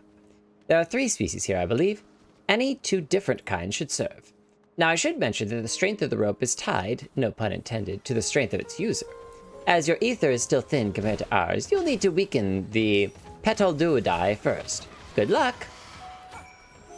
Alright, so we gotta pick 2 different types of these guys and smack them around. Oh, there's... Oh, it's the butterflies that we're hitting. Yeah, not the lizard creature. So there's the Cayenne and the Hokin. Okay, hold on. We gotta try this. Ah, we got one. Run, run! Run, Lovava, run! I'm coming to catch it. Tie it up, tie it up, tie it up, tie it up, tie it up. Whoa, what? It wasn't letting me do it. We're gonna have to go get another one. No! Alright, it's a race to see who can get the butterfly before it dies. Don't need that one. I'll get this one over here. Uh-oh. We got another monster on us. As long as you don't interrupt me trying to capture this guy, it'll be fine. It'll be fine. Alright, let's try it. What? Oh, I gotta right click and use. I kept trying to click on it. Why can't I use it? Woven from the ether. Okay, what is happening right now? Thank you. That's being very weird. I was like, I am clicking on it. Your rope is broken. Doesn't want to work. It was jinxed and hexed the whole time just to make our lives difficult. You caught the Petalaudi? Come, come, let us see. There you go. Your bag of butterflies, duly weakened and carefully bound. This Petaloda is destined to become clothing. I'm sorry, little butterflies, you're so pretty. Yes, these fine fellows will do nicely. And now for a spot of reversion. I wondered if he was going to do kind of the Emmett Sulk snap. There, it's ready. It's nothing fancy, but when we're trying not to stand out, try it on for size. You turn living beings into clothes just like that? Yeah, see here, won't someone be angry with us for using those creatures? That was really my question. That's when I came in here, I was like, hey, we could fight those things, but maybe not. Oh, it's fine. There's no one around to tell us off. And besides, we can always make more Petalaudi. They only need a tiny amount of ether. It may take some effort to get the form and composition right, but anyone familiar with the concept should be able to manage. Well and good to disguise and educate, but it won't fool anyone who can see worth a darn. Fair point, but at the very least it should spare you unwanted attention from casual observers. Ugh. Emmett Selk speaks true. Even dressed like us, your unusual nature will be plain to those who think to look. Should someone question your presence, don't make up excuses, much less try to explain what you actually are. No, best to simply say that you're familiar. The question is, whose? Are you familiar with the familiar that we could be familiar with? Oh, of course, Azem's. If you say you belong to him, people will give you the benefit of the doubt for any and all outlandish behavior. Exploiting our associate's absence. For his lack of presence? Absolutely. Were he here, he'd have been the first to propose the idea. And you know it. Well, they've been able to ask him more questions, too. Is this your familiar? With that, your story is settled. Let us continue with our errand. A nice sophist's robe, Hadera, and Hapodema. Oh, and it's dyeable, too. This is ancient Boja. Boja before the Boja was Boja'd. All right, we gotta equip all this stuff. Oh, did you give us all the dye so that we could dye it a different color too? Oh, that's true, the white. Oh, we could go Elidibus white, couldn't we? I bet this would be interesting in like red and stuff. We'll stick with black for now though. So yeah, it's ancient everything. This is the ancient of ancients. Yeah, but the thing is that if it's ancient Boja, do I still have to do all of the Call of Duty runs? Or can I just walk up and be like, yo, let me get the good gear right now, right? These guys can make anything. So we could just have them make all of the Boja gear for us. So we don't have to do all those quests, right? It's a shortcut. This is the speedrun version I said, right? The scales. Decline. We're gonna move the scales real quick. Okay, there we go. You can glam your gear. Oh. Do we want to glam our gear to it, or do we want to make a new? Oh, we can't make a new glamour plate, can we? Yeah, I guess we could always switch over to a different glamour plate later. So we'll. Nah, we'll do this, and that way we can switch back and forth if we need to. Because we can always switch to our other gear, and then we can throw this back on. So, I think I have soot black. Yeah, I do. Where are you? Are you gonna dye your hat black? Ah, did Lelina get there first? I wanted to trade. I tried. Kritika, you do look good in white, though. With the white hair and stuff. Here. We'll throw 2 your way, just in case. If you need more, let me know. I got, like, a whole lot of it. If you are ready, let us continue along the path to Anagnosis.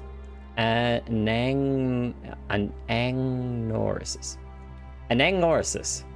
This place serves as an observation hub and residence both. Someone there should be able to point us in the direction of Hermes. It's the harsh symbol.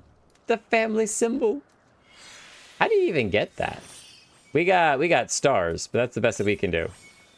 We can use our creation magics to summon stars. Actually, the gloves don't not fit this outfit, so. Anagnoresis. Unlocking. Oh, we gotta do the firmament. Aw, jeez. 343 elms to the west. Man, this place is beautiful.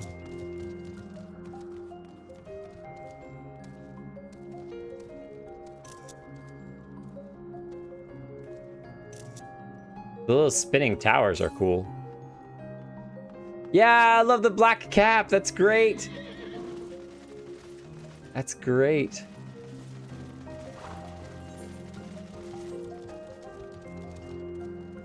I love that he's like, it's fine that we killed those things. We can always just make more of them.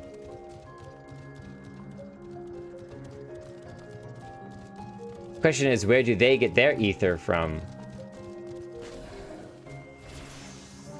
Just gonna run right past them for a moment.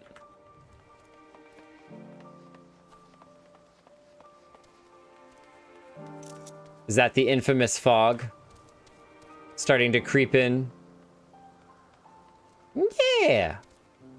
Oh, it's a little horse. It's like the baby flying horse. Nay, nay. Let's see if this observer knows Hermes' whereabouts.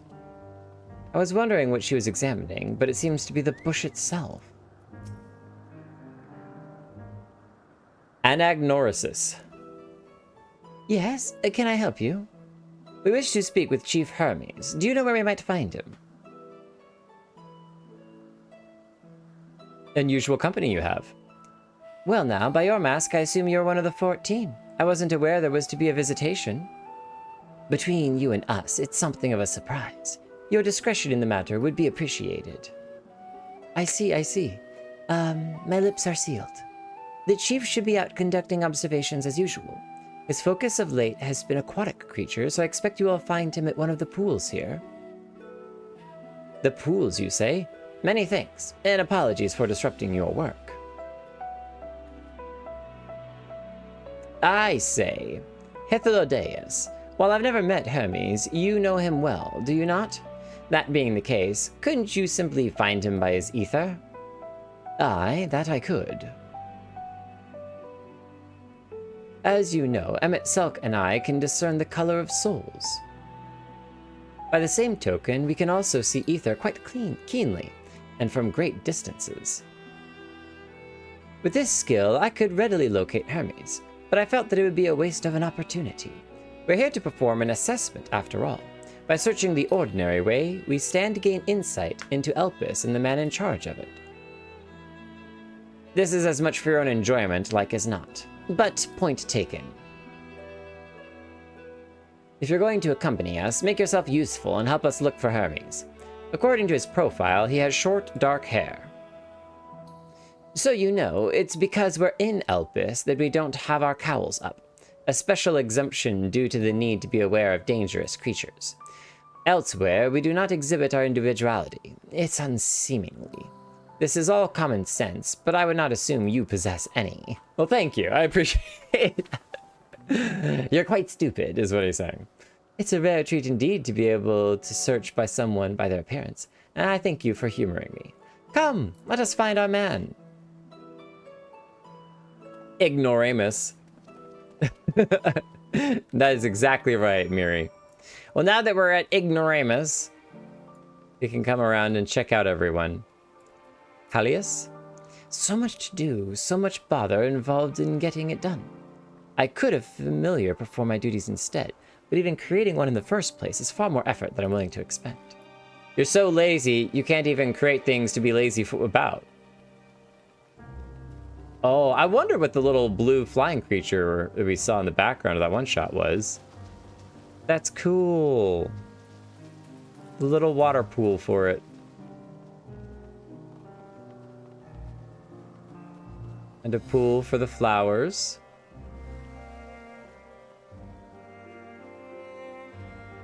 Oh, we've seen these things before. Bloop, bloop, bloop, bloop, bloop, bloop. It balances the little water droplet on its head, yeah? Oh, it flies really high. I think those can be mounts, right? Whoa, it's a big one. Oh, it's so unhappy. You need a hug. I'll give you a hug. Turn that frown upside down, friend. It'll be fine. Are you lost, my familiar friend? Anagnorisis is not the safest place to wander unattended. You had best return to your master's side. Anagnorisis. Kate Sith? What? Alright, hang on. Where's Orwin at? Orwin's over there. We'll wrap our way around. It appears to have moss growing on its head. Is that the goal? I thought people in here were supposed to have their masks taken off. Or maybe it's just the two that we were hanging out with.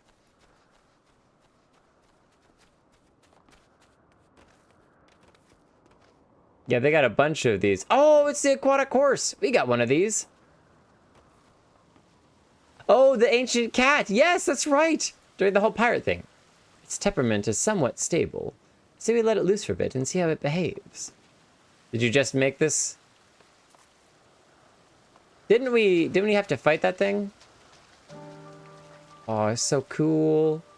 Jellyfish lady. Except her eyes are closed. Somewhat more stable, to be sure. Hi, fella. We can summon you, or at least a similar version of you, if we wanted to. We got things to do, places to see. For a familiar, you appear quite inquisitive. Perhaps you were created to learn? Well, if there's anything you wish to know, I'd be glad to explain. And then you turn around to ignore me. That's fine. Don't talk to me then.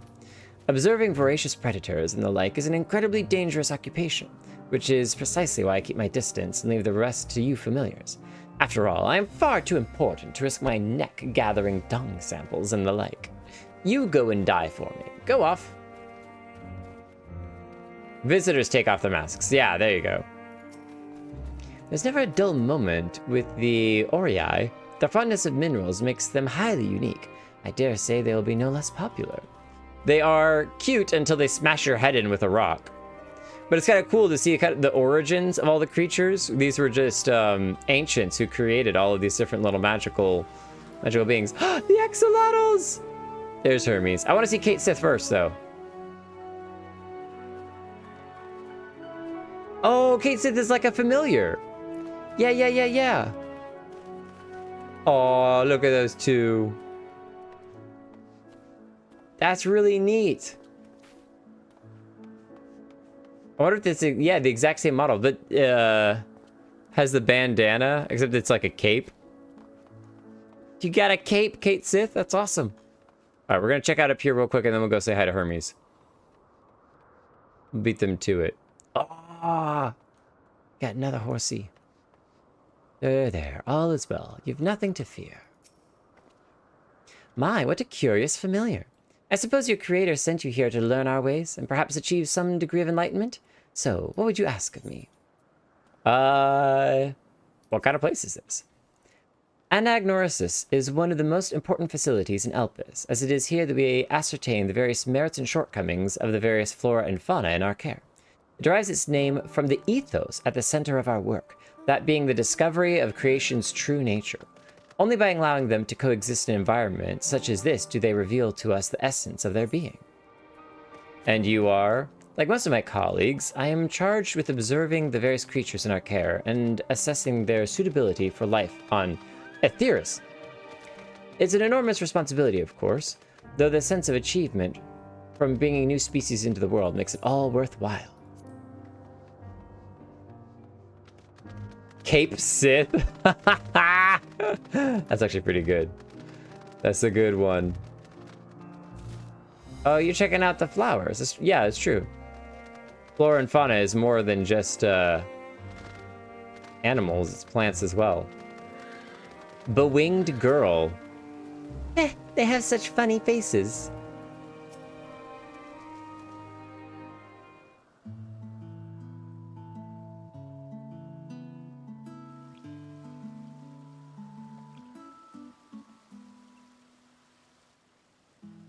Are you Hermes? The one we've been searching for? Huh. You are... A familiar. No one of consequence. Oh. Is she his familiar? Different. You're different too. You and me. We're alike. Friends. I want to be... Aww, it's so cute! Wait. Please. Wait.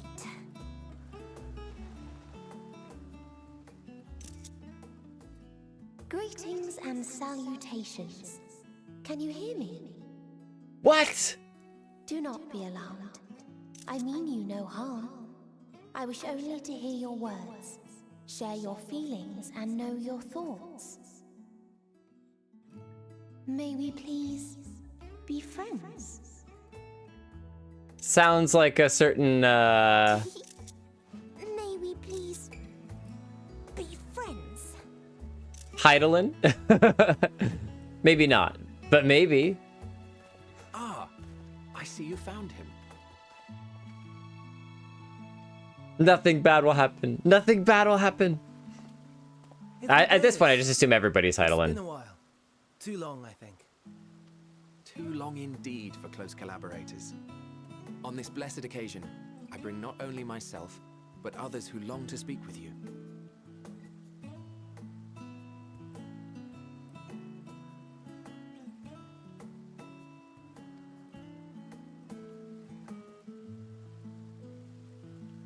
Emmett Selk of the 14. You are of the convocation. Emmett Selk at your service. Do I have the honor of addressing Hermes, Chief Overseer of Elpis? You do. You have traveled far for it. Given your facility's purpose, its remote location is something of a necessity. Would that I didn't have to rely upon a guide. Oh, you wound me. Have I not ever been an attentive and helpful friend? Not that I would ever let you Moving know. To more agreeable company, this one we chance to...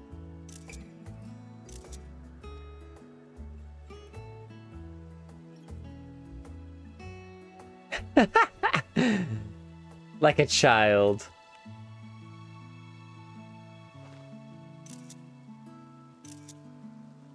Well, you certainly have her attention. Is she one of yours, Hermes? Her name is Meteon. It means Meteon. shooting star. Aww. Meteon. Almost like meteor. Meteon. If I may make an observation, her ether is terribly thin. I fear she might dissipate at any moment. Nor do I believe you've made a submission to the Bureau. I would remember such a concept if you had. I haven't, as you say. I judged it too early. She's a pet project of mine, still undergoing preliminary testing. Aww. Don't talk about her like that. Rest assured that I will attend in person ere long. Very well. Being an authority on flying life forms, I appreciate that you are exacting in your work. I shall look forward to your submission. If we have finished with the perfunctory chit-chat, I would discuss official matters. This is so boring. By my coming, I trust you already anticipate the subject. I have an inkling, yes. Please wait to the main building yonder. I shall join you as soon as I've returned these creatures to their homes. What's wrong, Hermes? An amystoma is missing. One of them is missing. We gotta find it. An axolotl is on the loose. I may have found it. A creature with the self-same ether as those there, nestled in the boughs of a tree outside the grounds. It's such a nice talent to be able to... What do your elf eyes see? You're saying they can climb with their sorry excuses for limbs? That's so mean. No, they can The fashion has fly. been to imbue aquatic creatures with the power of flight, ever since the words of Metron created a sky-swimming fish. The ambystomas too can fly, if only slightly, and they could conceivably climb a tree. Whether they can come down safely, however... Excuse me. They're like cats. They can go up, but they can't come down. I'll help too. Meteon. I wonder if she struggles with words because of the low ether or something else. Are we supposed to do with this lot? We watch them and we wait. May I suggest we split up? If you would be so good as to assist Hermes, Emmett Selk and I shall keep an eye on these adorable creations in the meantime.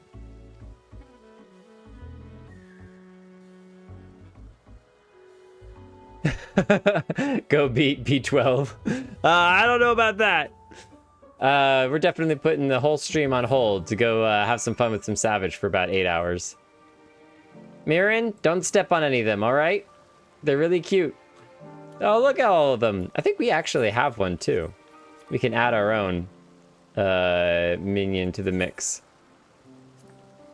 Do we have the axolotl? Yeah, we do. There it is.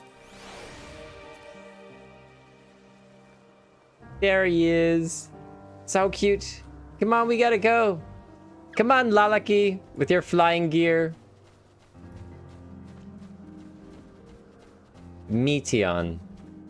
It also makes sense why we haven't, like, seen a whole race of beings, the Meteon. Alright, so they said it was out here by a tree. But I don't see anything up in the tree. Oh, that's so pretty.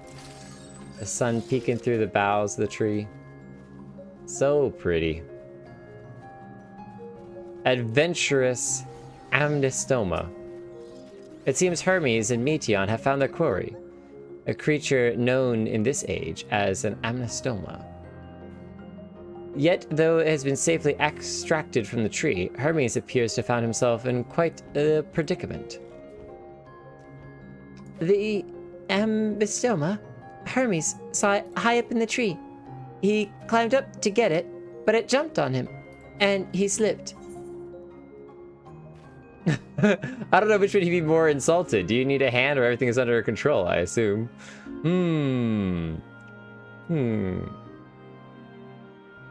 I think he would probably appreciate that everything is under control, I trust.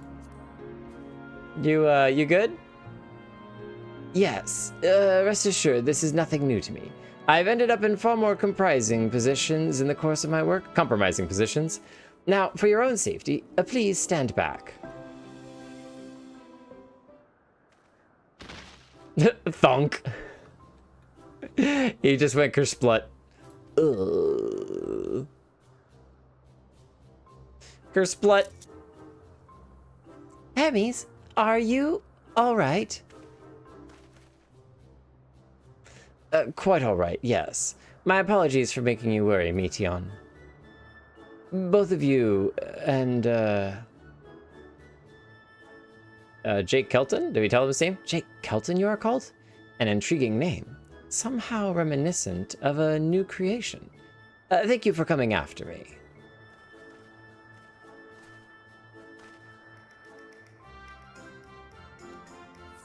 As for you, little one, you must be more careful. Look at the little flying... You may be able to fly, but it doesn't mean you cannot fall and hurt yourself. Oh no, I've forgotten about all its fellows. It's okay, they're being watched over. Oh, truly, what a relief. I must thank Emmet Selk and Hythlodaeus when I return to them. But first, with the distractions out of the way, as Chief Overseer of Elpis, permit me to welcome you to our facility. I hope you enjoy your time here.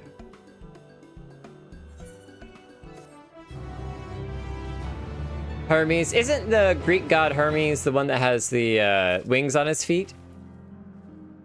Making a fun little connection there to Greek lore. That's so close and matching, Lalaki. The blue cape with the tail and everything. That's actually a really good cosplay. Do you even have like the clawed feet? That's adorable. Did you add the little face markings too specifically for the blue and the blue wings? That's brilliant, actually. Very well done. I'm glad they're safe, Hermes and the Amnistoma. Oh, we get gear. Well, we mustn't keep the others waiting. Let us return to Anagnorisis.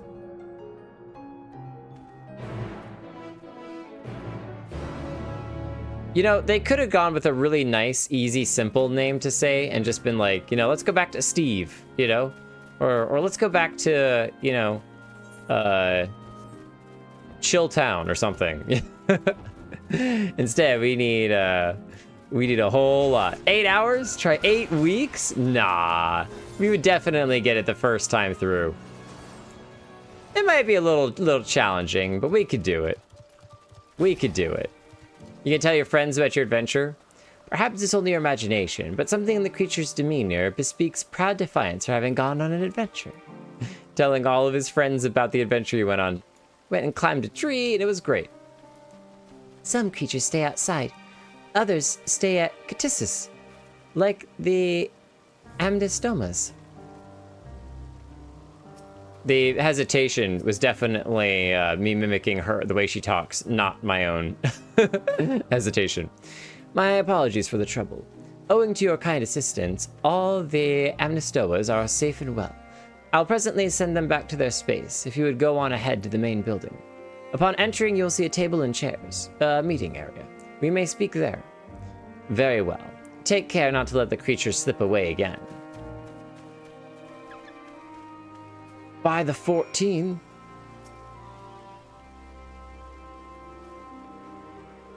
He got in trouble. He got in trouble. I bet we can attune to this one. We couldn't attune to the other one, though, could we? Because we left that area before we had the chance to attune to it.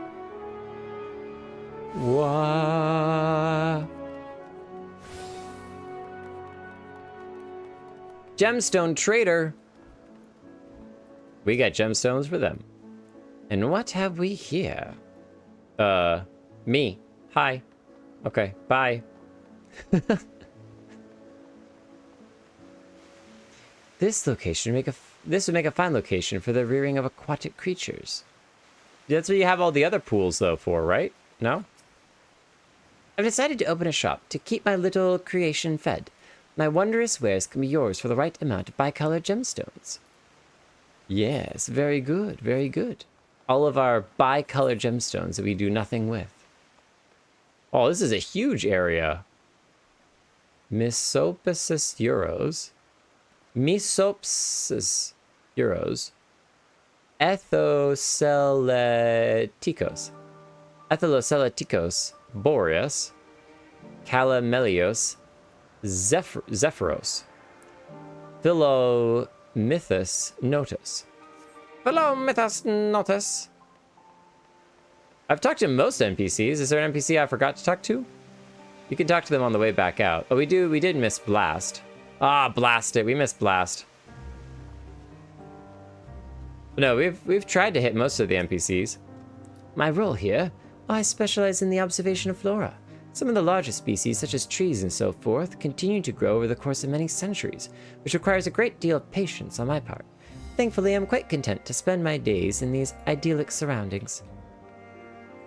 Oh, we didn't talk to those NPCs. Man, we've talked to Emmett Selk so much. Do we really need to talk to him more? Do we really need to talk to him more, huh? Ah, the bird on the cage. We got a bird loose. Oh, I love the blue sword and shield too. It even glows. So shiny with a feather motif. It's excellent. While Emmett Selk has been accommodating so far, he is the one who has business with Hermes.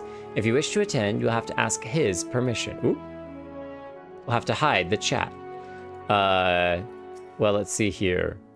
We gotta do a proper bow. And then we gotta show him that we too are able to eat eggs. Because they're the best.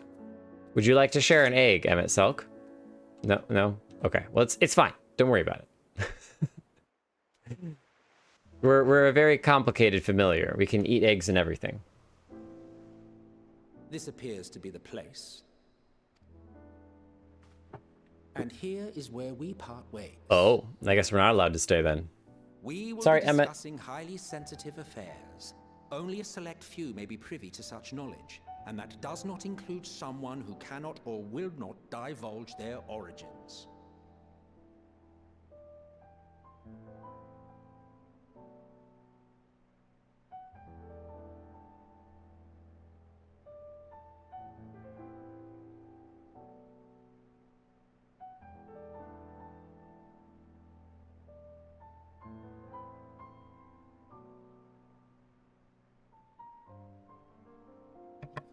All right, I gotta be right back. I'm gonna go say goodnight to Junior, and it should be very short this time, so I'll be right back. 1 second. Yeah, Link Pro Call is literally exactly right.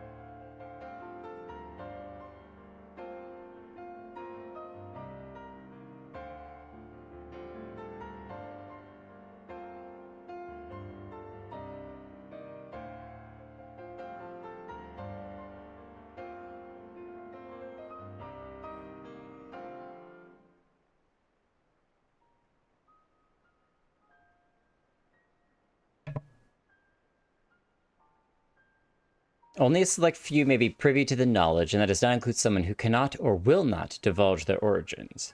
Well, what if I pantomime my origins, and then you make a guess, and then we say, yes, it's definitely us. Will that work?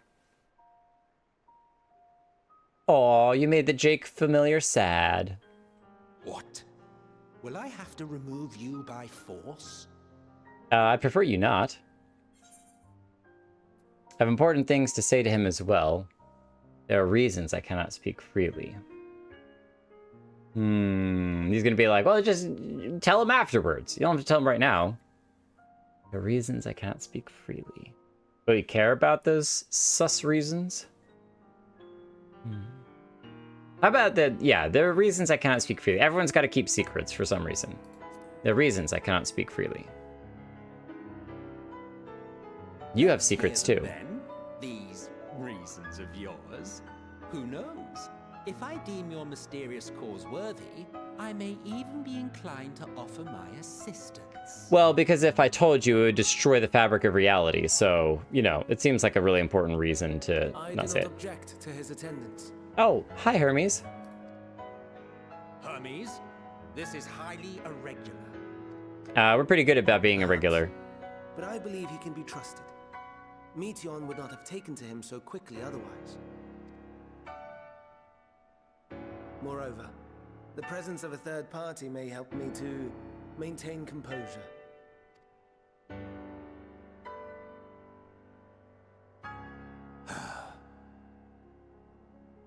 As you wish, then.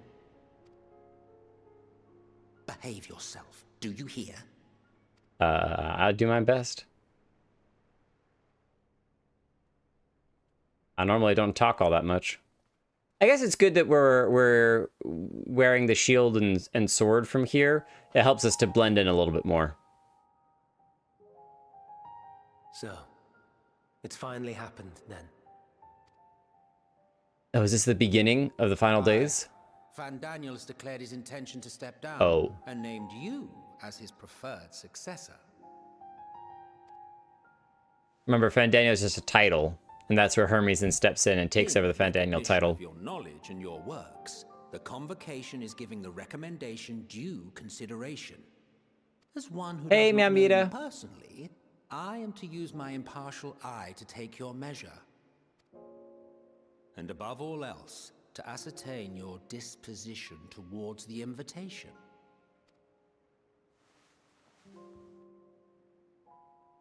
I understand that you and Fandaniel are close. He himself was once chief overseer of Elpis after all. I should not be surprised if you knew before anyone else that he wished to relinquish his office. I did. He told me that when he fulfilled his purpose, he wished to pass the torch to me. A torch you seem none too pleased to accept. Are you so averse to serving on the convocation? No, it's not that. For a humble researcher like myself to even be considered is an honor beyond words. It's weird to hear that voice speaking in such a nice, nonchalant way when we've heard that voice speak some very interesting statements before. What troubles me, what I struggle to come to terms with, is the very fact that Fandaniel is stepping down. Does this not mean that he will return to the Star?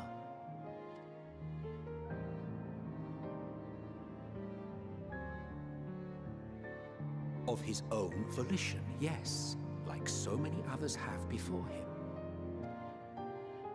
Return to the Star?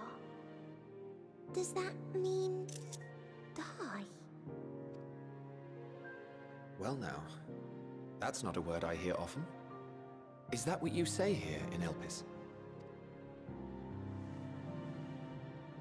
Mankind is the life of Atheris.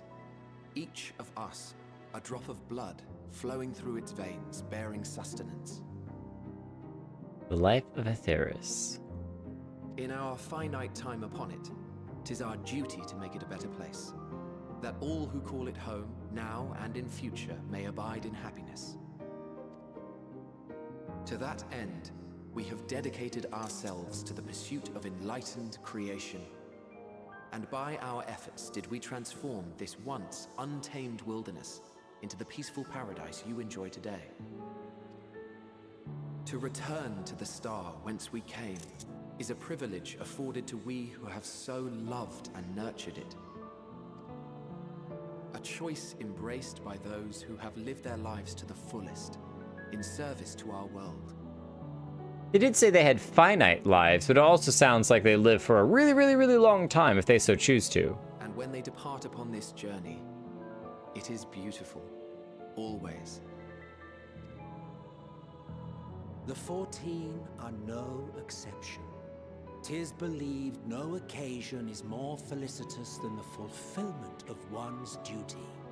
Our office becomes our lives, and to retire is to return, or so the majority of us hold. Some few have elected to eschew custom. Mayhap you feel Fandaniel's deeds do not warrant his return. Yet you should know his accomplishments as well as any. During his time, he conceived of countless outstanding concepts. And channeling the wealth of experience he attained here in Elpis, he brought forth many new specimens. I know of all this. I do. It's just, I cannot fathom why someone so great and wise, who could still do so much good, would want to end it all.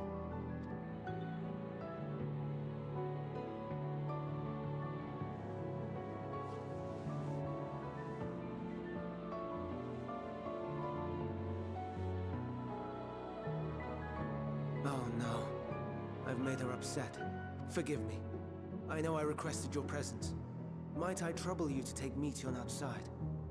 A change of scenery would do her good.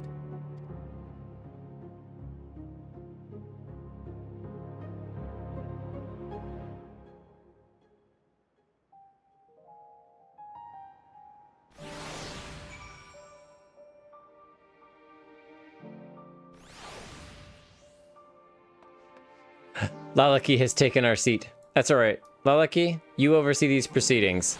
Let me know if they say anything important, all right? Forgive me. I'll make it up to you, I promise. It's no big deal. Most would jump at the chance to serve in the convocation. And yet... He didn't say no to stepping in. Don't mind us, my friend. Please tend to Meteon. Lavava, you keep everybody in order, please. Thank you. I'm sorry, Jake. I didn't mean a walk? Perhaps we can go for a walk? Do we go through these doors? No? Okay. Do we go through these doors? No? Okay. Do we go upstairs? Is there anything upstairs? Ah. Interesting. Very interesting building design. They just added all of that to add some extra flair. Oh, it's very blue out here now. I guess this is nighttime with the stars in the sky. I need to change the camera so I can see where the light's coming from. Hermes gets sad when he thinks about death. When others are sad, I'm sad too. That's how I am. How he made me. Very empathetic. But don't worry, I'm fine now. So why did you come here? Well, we're trying to learn what we can about Elpis. You want to learn about Elpis and Hermes? Oh, teach you I can. I can teach you. We can take turns. I'll tell you something, then you tell me something. Sounds like a bother. You little monster, you little brat. That sounds like fun, sure. We don't want to upset her. It will be, it will be. Where'd you start? Yes. Let's talk to Memnon. He should be near the Aetheryte. I'm not good at explaining, but Memnon is, so I'll have him explain instead. She's now accompanying you. Aww. Come on, Meteon. Let's go. The little feather tail flapping. It looks like a little cape. Memnon. What about the Aetheryte? Ah, the Aetheryte. Anyone can use it to teleport anywhere. Well, maybe not anywhere. Not to the ground or the other isles. For that, you need teleporters. Oh, and permission. Oh, okay. So that's to like go down to the like star ground, right? They were talking about returning to the star? Or maybe there just is a ground. Maybe this is just a giant floating island. And yeah, it looks like it's just nighttime, except that this area is so bright that it's a daylight even at nighttime. Blue light. What have we here? Though you look like a person, you have the horns and scales of a beast. Oof! I gotta know what he refers to each of the different races as. So I would assume that like for Mikote, it's like the ears and fur of a beast. For Rodigan, I'm not sure, just because they're so big and tall. Lala's would be like, you're like a child. I assume you are familiar, like Meteon. Is there something you need? This is Jake. Could you teach him about Elpis? Ah, a newly arrived familiar, is he? Very well, I shall be glad to introduce our fair facility to him. As you know, it's mankind's duty to make the star a better place. As part of this duty, we employ creation magics to bring forth new life. However, we cannot simply release our works into the world, for it would lead to chaos. No, any and all life forms must undergo extensive testing to determine their fitness to exist. Testing, which is conducted here in Elpis. Every candidate is subjected to rigorous study in which we identify their properties, surmise what habitats might be suitable, and speculate as to the effects they might have on the environment and other species. Should it be judged a beneficial addition to the star, it'll be allowed to take its place in the world. The two of you, too, were created with the hope of making the star a better place. So heed your masters well and be good. Do you hear? We will, Memnon, we will. Thanks for the lesson. You had a turn. Now I get a turn. Oh boy. Where did you come from? From the Crystarium. From a place threatening a great threat. From a place far, far away. Memnon is right here. I don't know if he wants to hear. Definitely not Crystarium. I don't mind a place facing a great threat, even though they will probably just ask more questions about what great threat is being, it's under. But I do kind of like that answer, so. Lala's a toy? Really? That's awesome. There's such a place? I had no idea. But this place is important to you. I can feel it. Oh, my power. I haven't told you about it. A creation. Let's find a creation. One not being watched. Then I'll explain my power. All right, so we gotta go find a creation not being watched. Extraordinary. It's not every day I see such a charming familiar. Why, I'd much rather observe a pretty little thing like you than all these brutish creatures everyone insists on making. I'm gonna assume she's talking about Meteon, not me. Charming little creature. Nothing to be repaired. Just wondered if he had something interesting to say about, I can repair you, not just your stuff. Going out for a stroll, are we? Oh, was there a conversation one back here that we missed? I think there was. Or is this the one that we already were at? I think this is the one we already were at, in case we missed it, probably, right? Discuss the aetherite. Yeah. So we need permission before we can go down to the ground.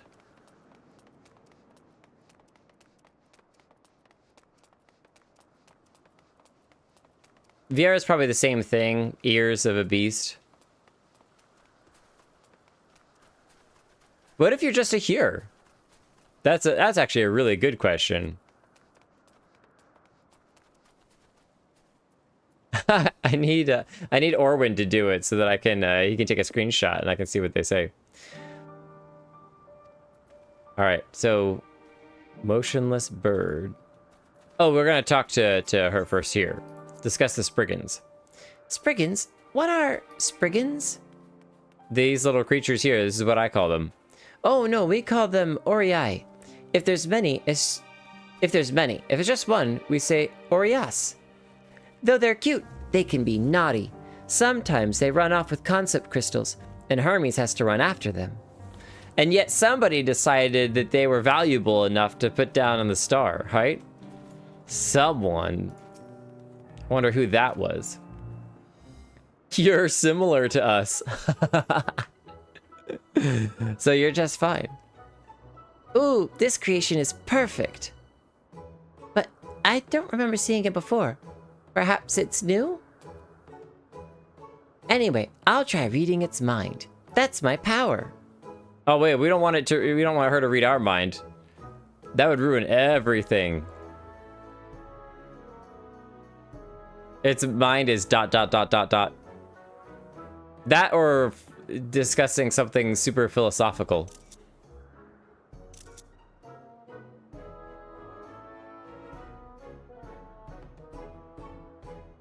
I can't read it. Or maybe there's nothing to read? Yeah, exactly. Wait, please, wait. I'll try again. With you this time. That's not a very good... Oh, okay, all right. We're just like, yep, go for it. Yeah, read into the future. Greetings. Can you hear me? This is my power. I can read the emotions of those around me and project my emotions to others in return. I'm not actually speaking to you in your mind. Rather, you are converting my emotions into words and intention, a process performed subconsciously by intelligent life forms. This ability is vital to my mission, for it allows me to interact with intelligent beings even should they communicate via unknown languages or other nonverbal means. As a consequence, I am clumsy at speaking. Yet, though I struggle to express myself in this fashion, Hermes wants me to speak as much as possible, for everyone has thoughts and feelings that they may wish to hide. I harbor an affection for you, one that is difficult to define. Aside from the fact that you share common traits with us, your thoughts are complex, prismatic. They draw me in and leave me wanting to know more. Out of respect for your privacy, I'll refrain from using my power when speaking with you. Nevertheless, I want you to know that I wish to be your friend. That's so sweet. And that she respects our privacy too. Did you hear me? Heh, good. Now it's my turn again. So, what are you good at?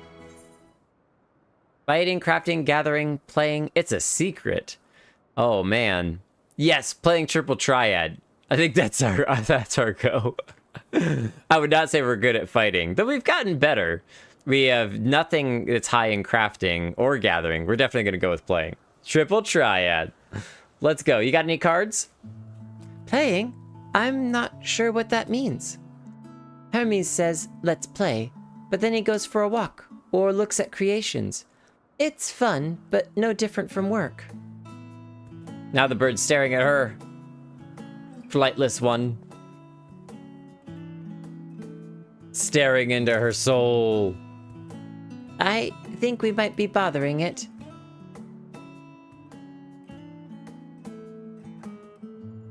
It's time to go. Let's keep going. We'll go and see Euthne next. She's usually in a small building, one on the west row.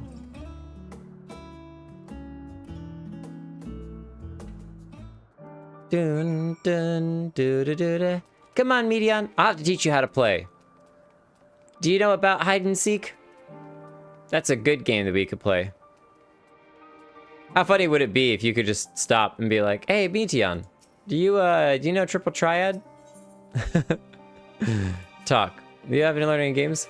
Oh, okay. All right. Just a reminder of what we're supposed to be doing. Fine, fine, fine. What you looking at, Freya? What shall we do next, my little ones? A spot of sunbathing, perhaps? Playing with a little creature dancing around the water. If I was a good player, I'd remember what the name of the creature is. You gotta go this way. Little dewdrop? She is so precious. And the fact that she, like, a child would be like, nah, I'm gonna read all about you. Tell me all your deepest secrets. And she's like, no, those are yours. Just know that, yeah, I care.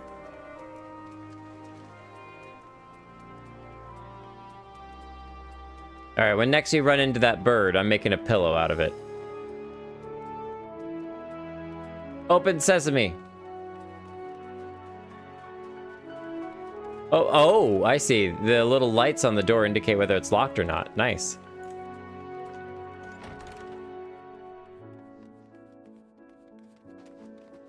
We have to check whether it's sittable. Take a seat, Steve, and read a book. See? We could be just like them. We're cool.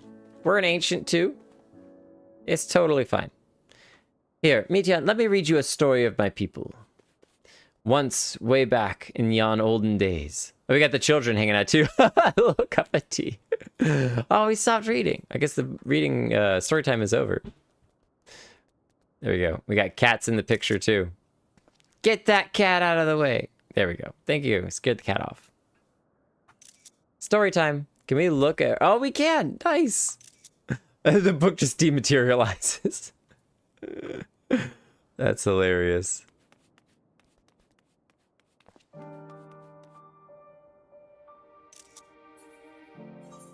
Oh, I got... clicking the wrong things because I wasn't highlighted on anything. Reads a verse of his book. It's a poetry book. Well, well, if it isn't Meteon. I see you brought a friend today. Greetings, Yuante. An apple? Could you make me an apple? The kind that Hermes likes, covered in syrup. I want to share it with Jake. Oh, candied apple? Hermes is certainly partial to them, but you know you can't eat Meteon. You weren't made to do so. But I like to do it.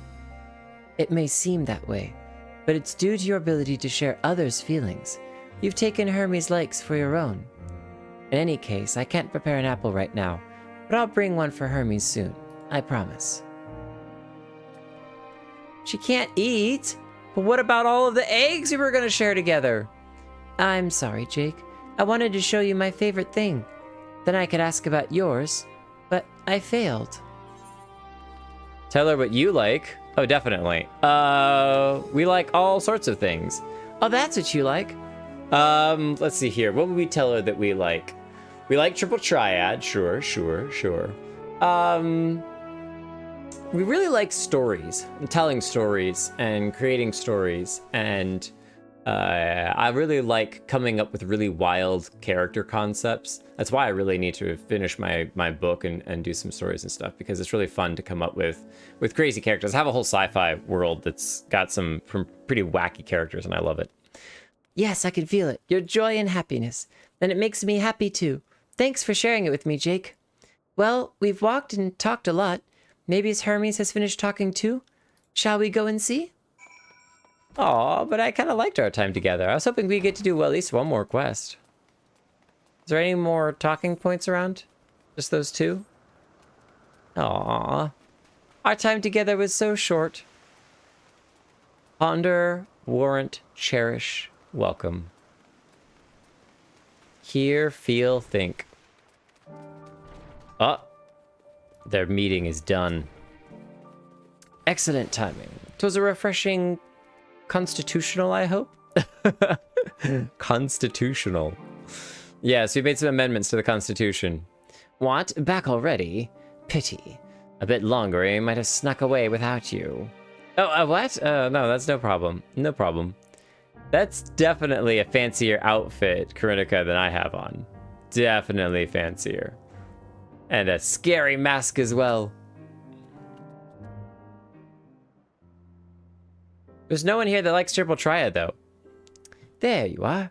I can see the fresh air has done Meteon good.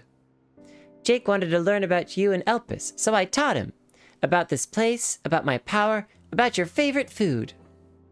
I'm not sure if that last one will be of any use. Candied apples. I'll have to remember that one. But I do appreciate you keeping Meteon company. While you were away, I finished speaking with our guests. Finished? Hardly.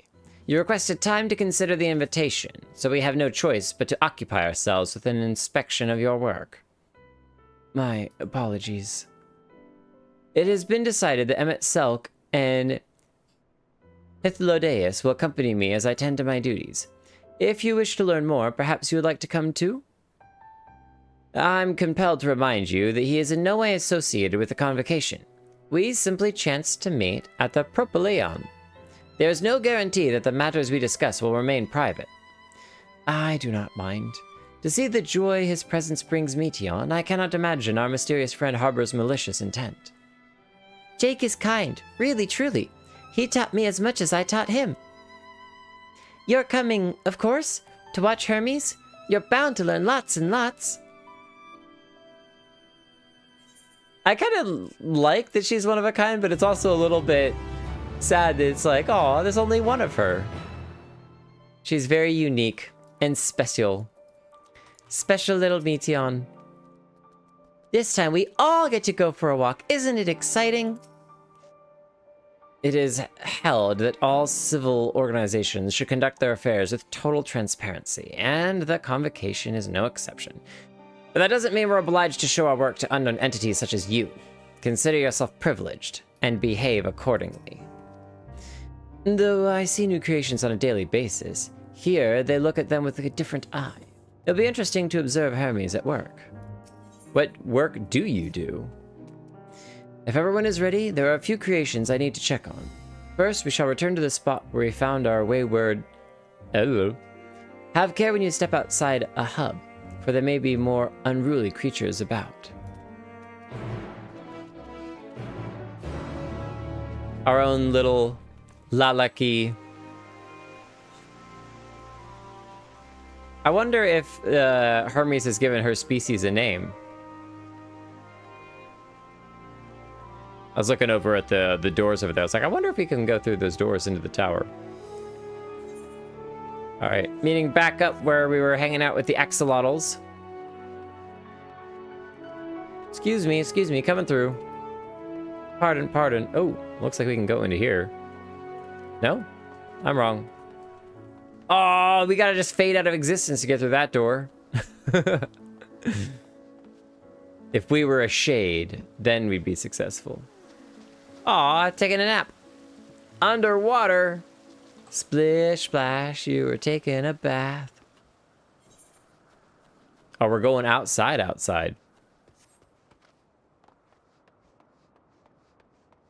checking on the butterfly?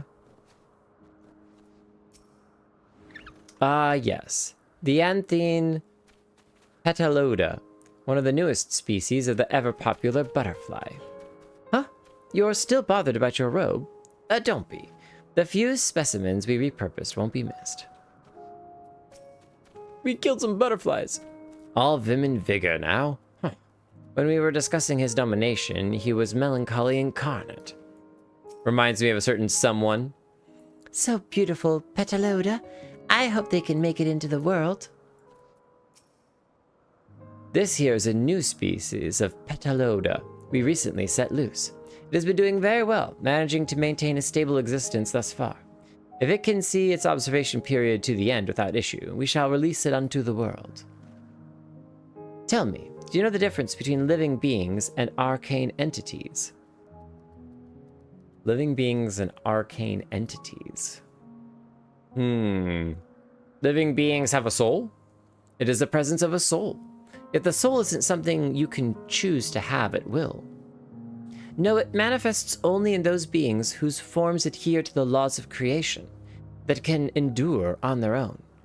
Beings that do not fulfill this requirement, such as those spontaneously born of magic or natural phenomena, do not have souls. There's something in here, especially when it comes to the blasphemy and what's happening in the final days. Spontaneously born of magic or natural phenomenon do not have souls. Even though they're creation magic, isn't that spontaneously creating something?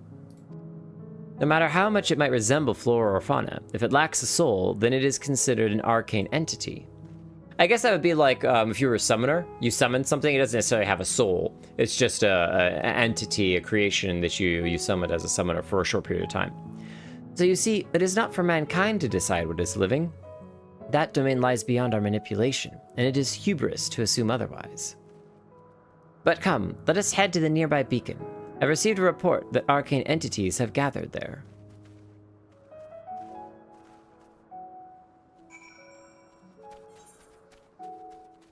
Oh, they headed this way. It's kind of cool that they actually head in the direction that they go in. They don't just fade from existence. So even if you weren't looking at your map, you'd have a pretty good guess as to where it is that you need to go to next.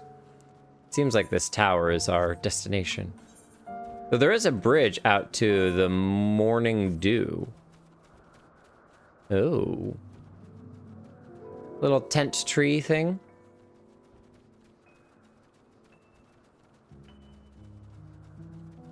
Very soft, subtle music.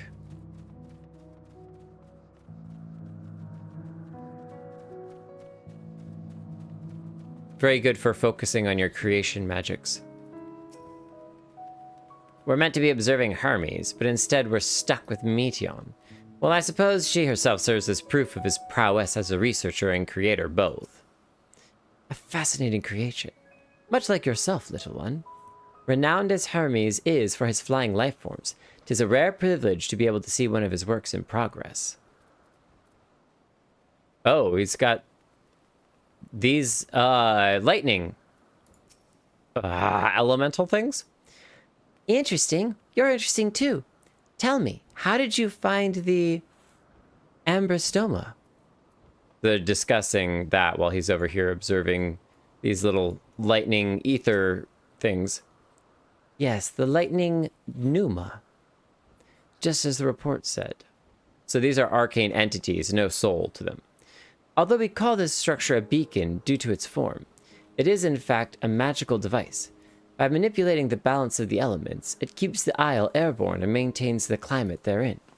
In the course of its operation, it often sees an internal shift towards a given element.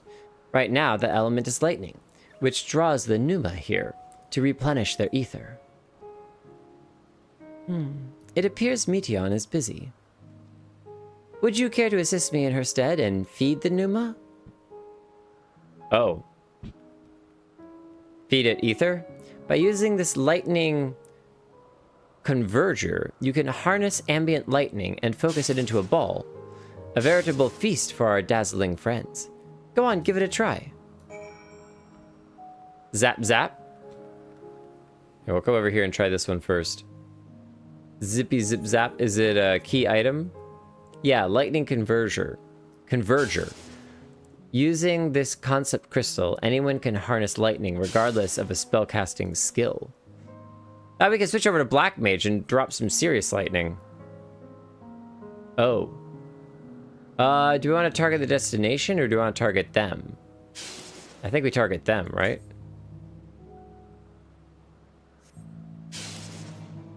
Target missed? Oh, okay. I guess we target ourselves?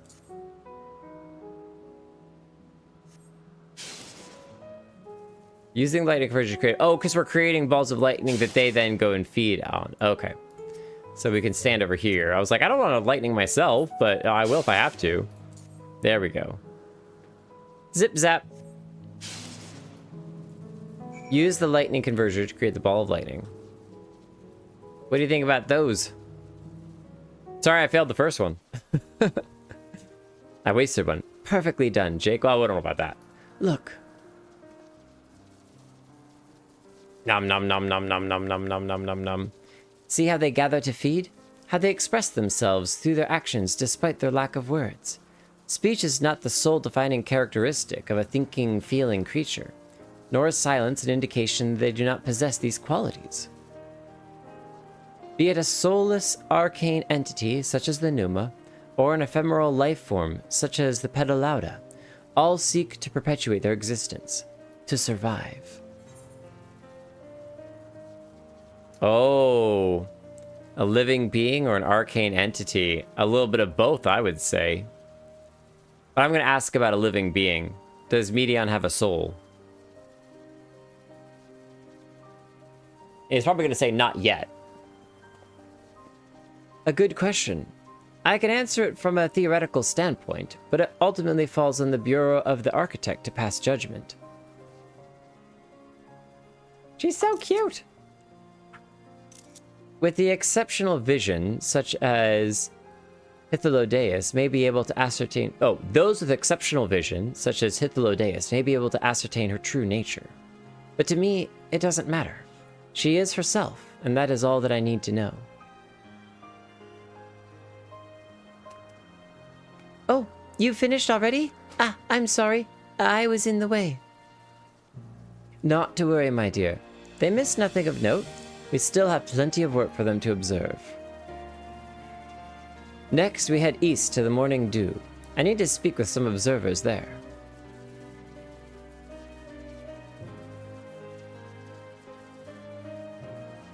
Do we have a soul? Or are we just an arcane entity, Alright, now that they're gone, this is for all the times that you've caused me trouble. I'm kidding. You can live this time. This time. Just on us catching up. That hasn't been a whole lot. We've just been running around, talking. It's definitely been a heavy chat stream.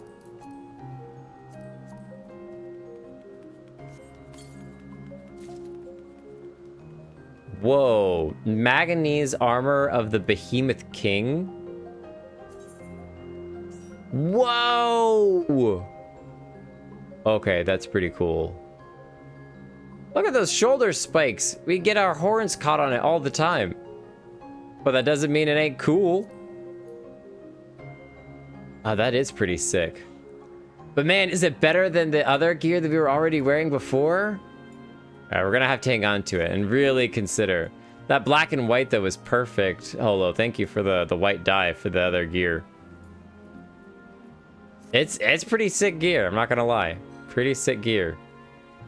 This is the thing that has the moss growing on it. Different place, though, I think they were talking about the moss growing on it, but... Alright, we gotta look down. We haven't, Oh! We found an ether current! It's been so long since we've had an ether current! Okay.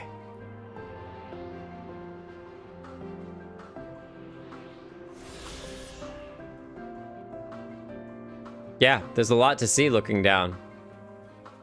Yeah! Quite a nice view there. I love my work. Yet at times such as this, the mind wanders. Where might I go? What monuments to man's ingenuity might I see, had I only the time to spare? But you don't get, like... Are you paid? Does your economy work off of some kind of payment structure, and this is the job that you do? And that's why you can't travel? Shh, step softly, will you? You'll wake them. Oh, sorry. Here I am, jumping around like a fool. I got a little too exhausted. Sappho. I rest, but do not sleep. When you are far away, softer a dream island than our children find in Lethe. I rest but do not sleep when you are far away, softer a dream island than our children find in Lethe. Pretty poem. Pretty poem. Wow, they look like they're getting a lot of work done. Rest is vital for one's efficiency, you know? Sure. Sure. You're working hard or hardly working? That's a good question. All right. Let's see what they have to say. Meteon? It's adorable, but beware it sneezes. Hermes once went flying. Was there a guiding theme or any method to the madness that is this random assortment of features? A large mouth, too many teeth, moss growing out its back? That's a good question. It's almost like a soft insult at the people who created those creatures in the design room. Ah, this fellow has been the talk of the Bureau. The combination of a carefree aspect and endless rows of fangs is strangely charming.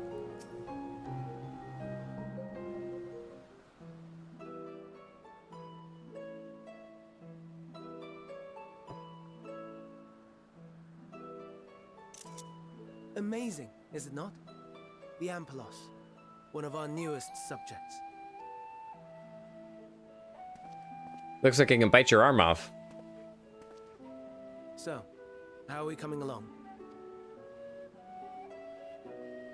Oh, not gonna tell us? It likes to eat all sorts of things. Mostly people. The flowers! Elpis flowers. Who created those?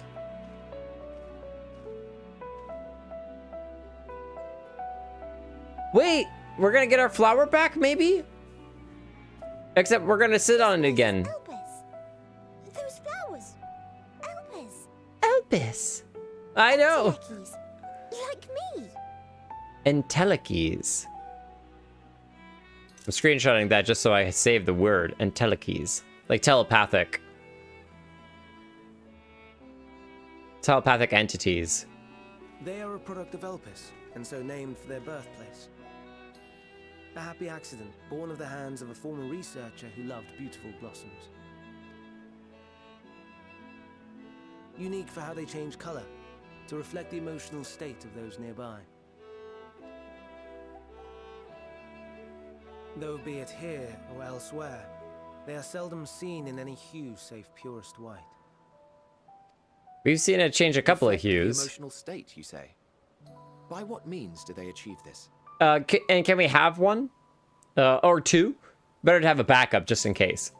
Wouldn't want to sit on it again. There exists an energy wholly apart from ether, one driven by emotions. In like manner to how we manipulate ether, this flower is subject to the influence of said energy. Emotional energy. While it has no will of its own, it is sensitive to the prevailing emotion in the vicinity, and reacts by altering its color and vibrancy. Or turning black and disappearing. Akasha? It is one of the unseen energies defined by Harnish alchemical theory. Though a gross oversimplification, some describe it as an essence influenced by feeling. The ancients knew about it. It's been here the whole time. Akasha. Though I'm not familiar with the term, your description suggests it is the self-same energy. Dynamis, we call it. Dynamis. And those entities like the Elpis flower that have the ability to interact with this energy, converting emotions into tangible phenomena, are Entelekes. Entelekes. That's me! That's me! An Enteleki! That you are, my dear. And no ordinary one at that, but the first possessed of free will.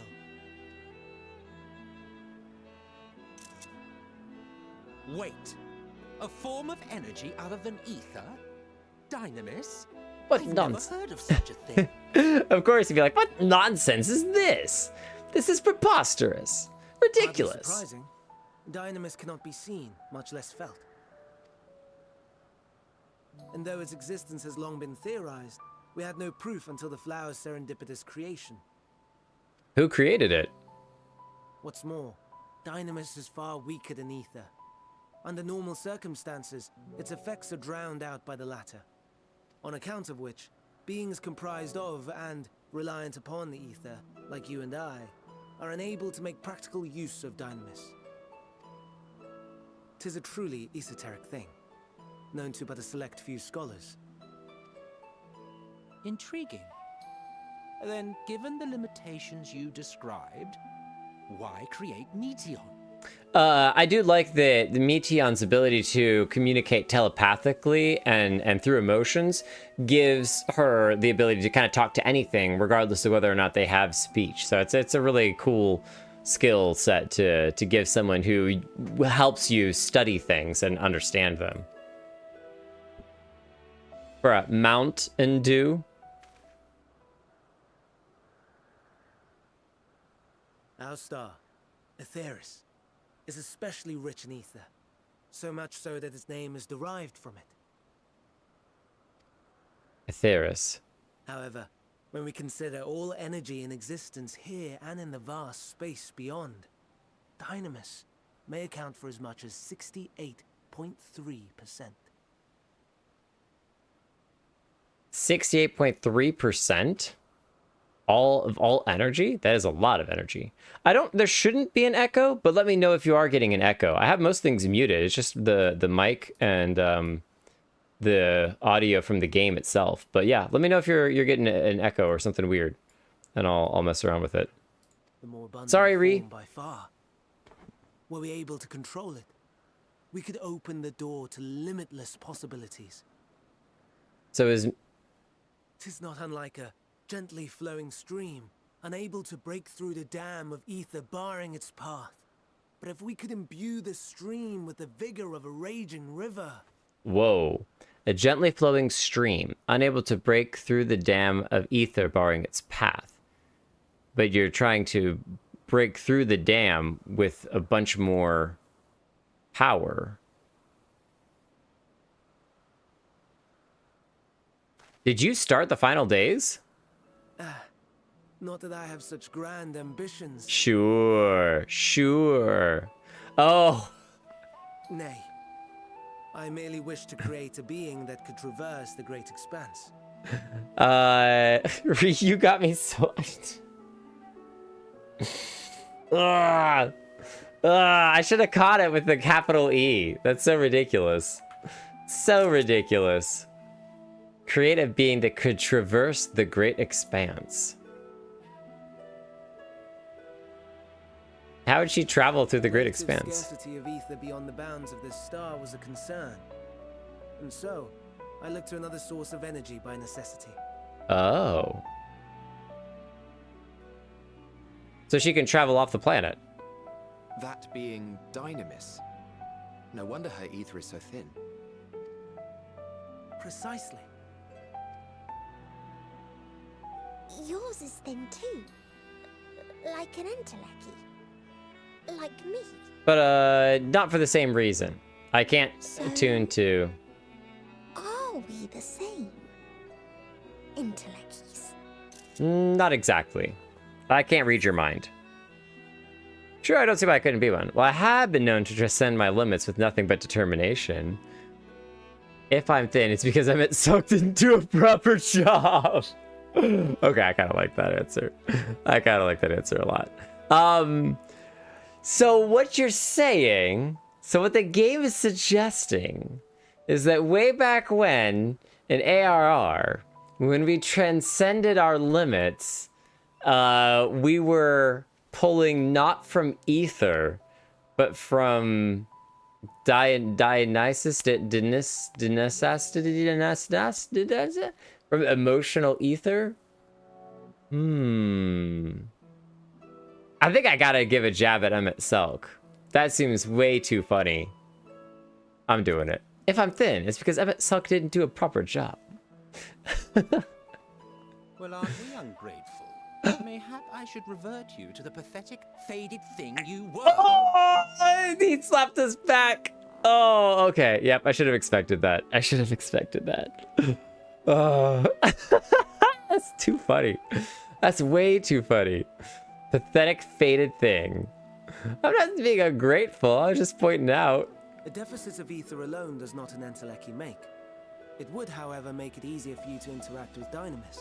Dynamis. We gotta remember that. It's like dynamite, but Dynamis. And limited though its influence may be, this quality could prove the difference between victory and defeat. You do well not to underestimate. Absolutely, Lalaki. Could not resist the jab at Emmett Selk. It was way too perfect. Way too perfect. Ree, go have a good night, all right? Go get some rest. Try to take something for anti-allergy if you have it. When in gameplay, might perform feats beyond normal weens. When we're most emotional because we're at the height of a battle, we're trying not to lose and everyone to die and all the people that we care about. Oh, you're not leaving. You just hit your cap. Your limit break. Ree's going in for all the puns. All the puns. Can you break through your limit?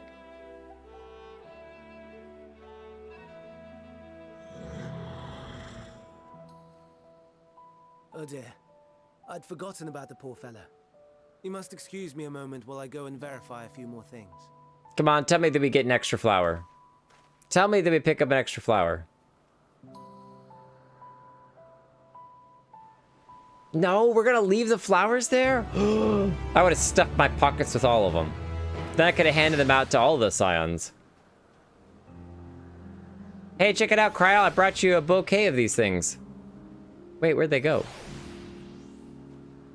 What? Where did they go? Is it just these here? I guess so. They just kind of blended in with the ground. Yeah. Man, we gotta pluck one of these things, so. I did not step on them, Lalaki. That's a lie.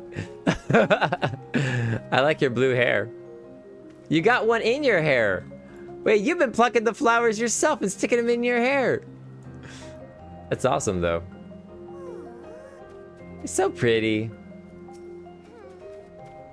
You killed them again. Never before had I heard of dynamis or entelekis. I could only assume the Elpis flower was submitted to the Bureau before I joined. Selk appears deep in thought. Never has someone insulted me so much. Not that I or anyone else would be able to make use of it, even if we knew. But it irks me to discover there's an entirely different form of energy that no one told me. That personal annoyance aside, Hermes' knowledge is undeniably impressive. Given that there are none among the 14 who specialize in the Celestial, he would be a welcome addition. Assuming he could be persuaded to join, I still can understand his hesitation. Why did you join the convocation, and what do you specialize in, Selk? Why did you join the convocation? Though we could probably make some pretty good guesses thanks to Shadowbringers. Oh, you wish to know why Selk was chosen for the convocation? I shall be glad to share the tale. It began when... Not another word. Lest you've forgotten, we're here to learn about Hermes, not me. Oh, he did a little kick. My misspent youth is not your concern. I bet we get the same answer for what he specializes in. I would say he specializes in sass, and he joined the convocation because they needed a realist who would tell others that their ideas are stupid. When it comes to creation, you could create a little bit of everything, but that doesn't necessarily mean that you should create everything, so. I'll tell you the tale, we're on our way from sensitive ears. What now? Oh, well, I want to learn about the convocation. Tell me about what you know about it. If you would accompany us, I suppose you should at least know that much. The Convocation of 14 is a governing body that determines myriad policies. Our goal is to ensure that all is right in creation, that our star may know a brighter future. As its name suggests, the council is comprised of 14 offices, each of which is held by an individual chosen for their surpassing abilities.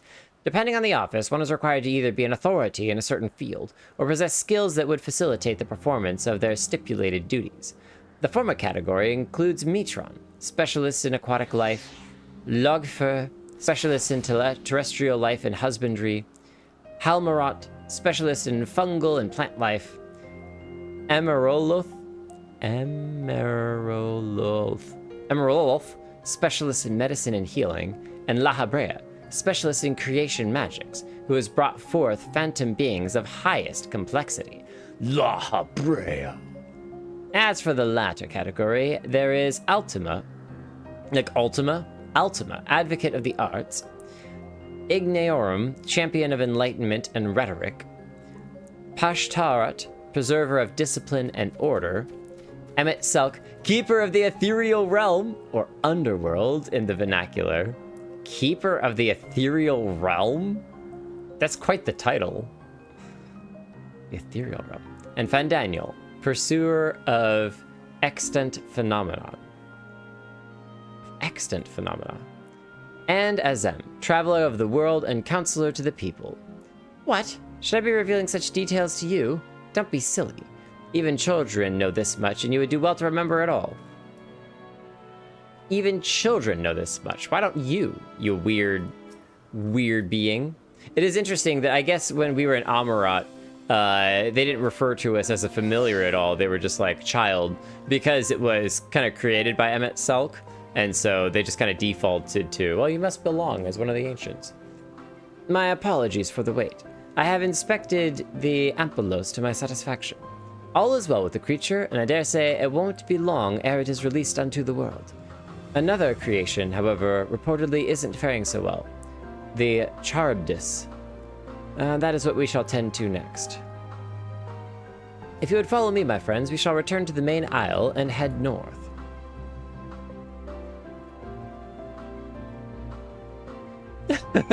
Lalaki, yes! Actually, if you wouldn't mind screenshotting all of those, that would be great to have when we need it.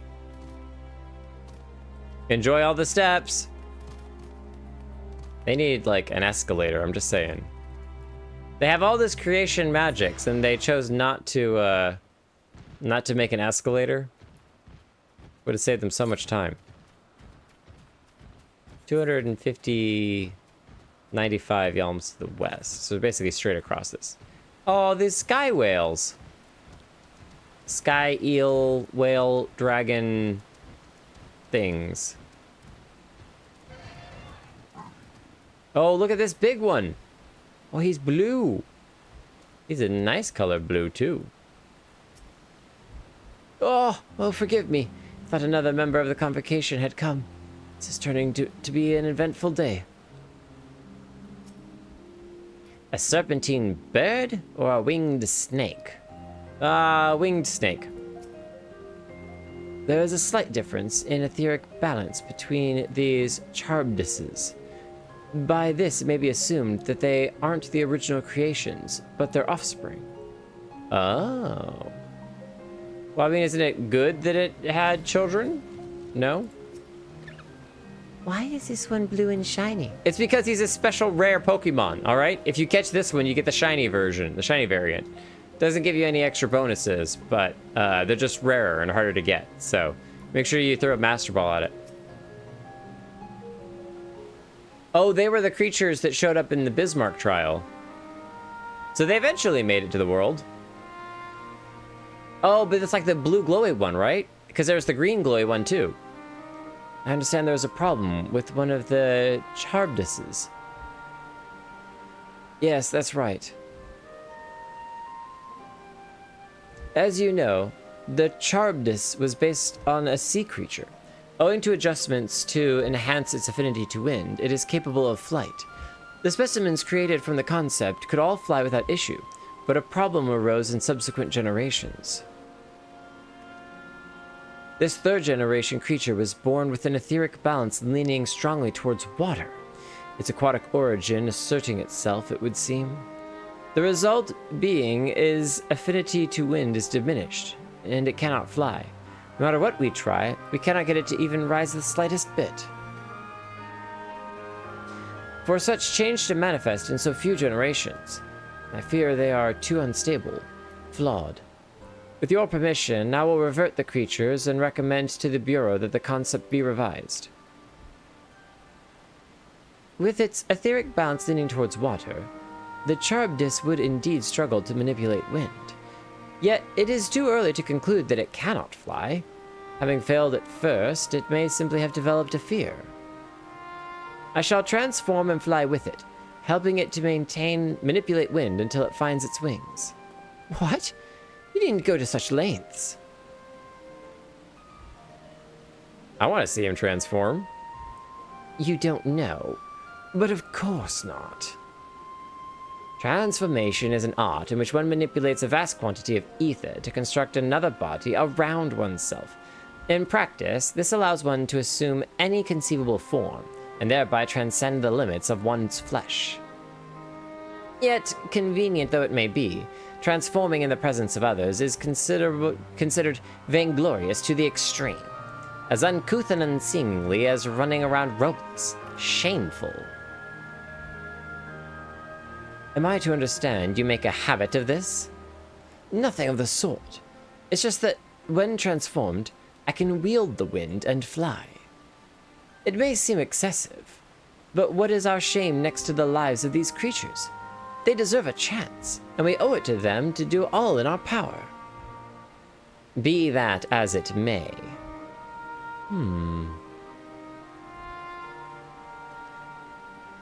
Yes, I believe I have a solution. Emet Selk, may I trouble you to move that Charybdis away from its fellows? Somewhere out of sight? It just eats him. Meanwhile, I'd like the rest of you to help me prepare here. What mischief are you scheming now? No mischief, I assure you. I would but spare you the need to report to your colleagues that Hermes committed an indiscretion.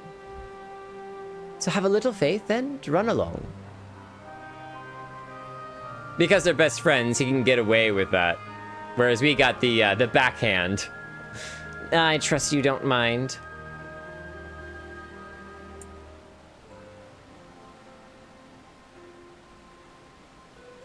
Oh, is it just gonna follow him? Aww, look at it hobble away. Are we gonna get transformed? Such bother, we could simply begin anew. But I shall defer to the chief overseer. We must help the Charybdis to fly, or else they will all die. Hythlodaeus is a man of ideas. I wonder what he has thought up this time. We're gonna leap off the edge. Emmet Selk is out of sight? Good. Let us speak of the plan. 'Tis a stroke of genius, really. We have Emmet Selk train the Charybdis. How's Emmet Selk gonna do that? Oh, you have one, Laleki! Look at you! With a red variant. That's another special one. Aside from being able to fly untransformed, he can readily see ether currents. And with his adept spellcraft, he can also employ suitable wind magics to guide the creature along. While he is indeed capable of all you described, it is not his duty. I am loath to trouble him with it. Oh, we're not going to trouble with him, we're going to trick him. Don't be. As I mentioned, it would also be for his own sake. With that settled, let's begin at once. Jake, I want you to go to Emmet Selk. Tell him that you have a favor to ask. He'll be disinclined to cooperate at first, but you mustn't be discouraged. With our friend, the trick is to be unfledgingly persistent. Off you go now, and good luck. In the chat mode, say, use your keyboard to say, I have a favor to ask, to indicate to Emmet Selk that you have a request. I have a favor to ask. I have a flavor to ask. Do you like mint chocolate chip? Emmet Selk! Emmet Selk! He really went out of sight.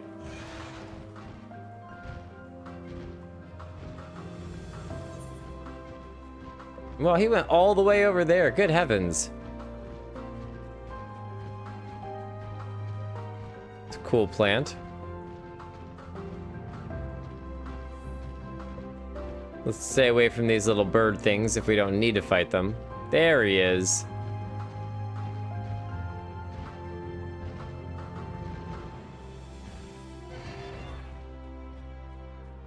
Emmet Selk, I've come to bargain.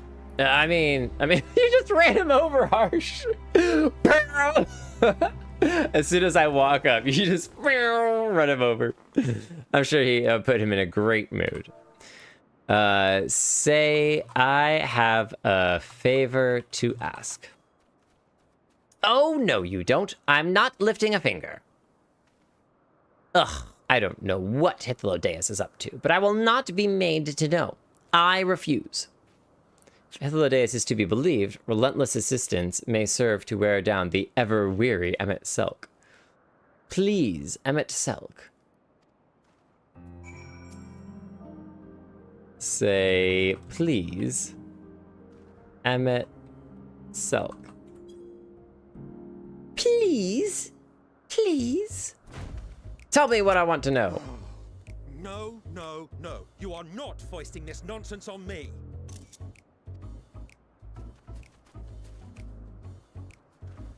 I'm given to understand you have the power to help the Charybdis, and should be quite willing to do so. And so I appeal to your better nature, most benevolent Emmet Selk. Benevolent. Please teach her to fly. Or else Hermes will transform. Right now. You wouldn't want that, would you? Now, there's no need to go quite that far. Altruism is its own reward, as I'm sure he would agree. Oh, would he now? And who contrived to put me in this position, pray tell? Nothing so devious. I merely suggested a possible course of action. Well? What say you? Please, Emmett Selk. Please. I wonder if she can fly with her little wing ears. I did not come all this way to play nursemaid to your creations. I thank you to remember this favor and let it be the last. Oh yeah. We can always ask again. She gave him the big cat eyes.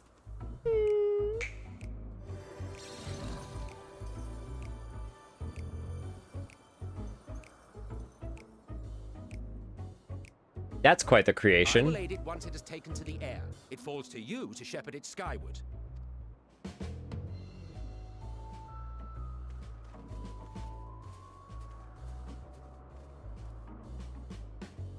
Well, let's relax and enjoy the spectacle, shall we? Get some tea.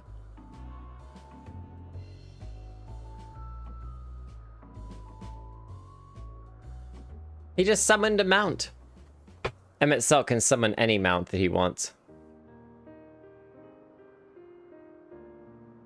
You were wondering why Emmett Selk joined the convocation. Ah, now we're out of Truth be prying told, ears. He wasn't the first choice for the office.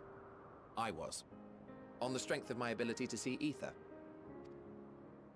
But I declined the offer.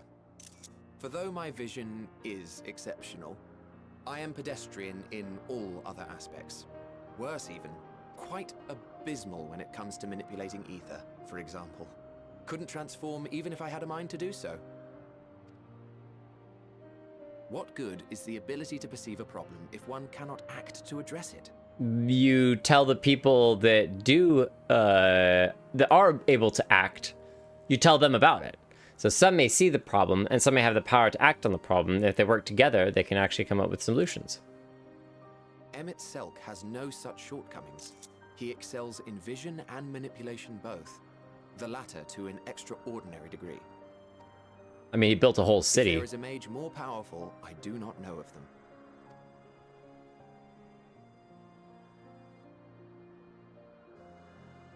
Silently Thus did I staring. recommend him for the office in my stead. And I wasn't the only one. Far from it. Countless others vouched for his skill and character.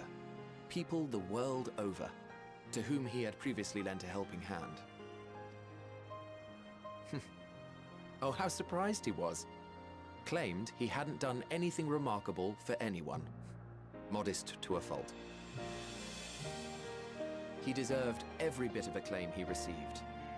Yet he may well have gone unappreciated were it not for a mutual friend. A singular soul who can't help but involve himself in the business of others. Where he walks, excitement is certain to follow.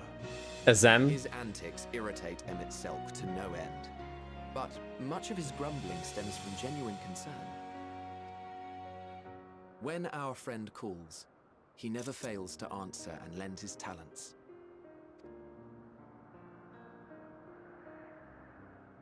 And in the course of doing so, he himself came to be recognized and respected by those around him. Even if he did it grumpily. They are truly remarkable individuals, and I'm proud to call them friends. To help them realize their dreams. This will be my greatest contribution to our world. And when they have fulfilled their respective purposes, so too shall I have fulfilled mine. And together we may return to the star. Everyone's Look got to at have me, a dream. Spilling my innermost secrets. I can't seem to help it with you. I can only assume it is due to the color of your soul. I just don't understand how you can be so alike and yet so different. Magic.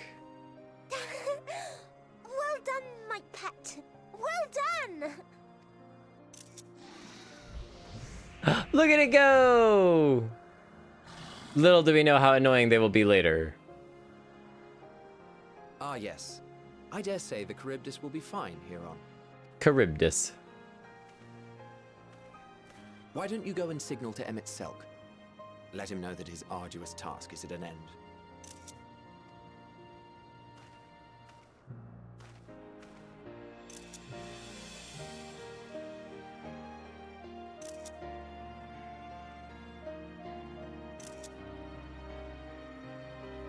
Charybdis. Blue glowy Charybdis.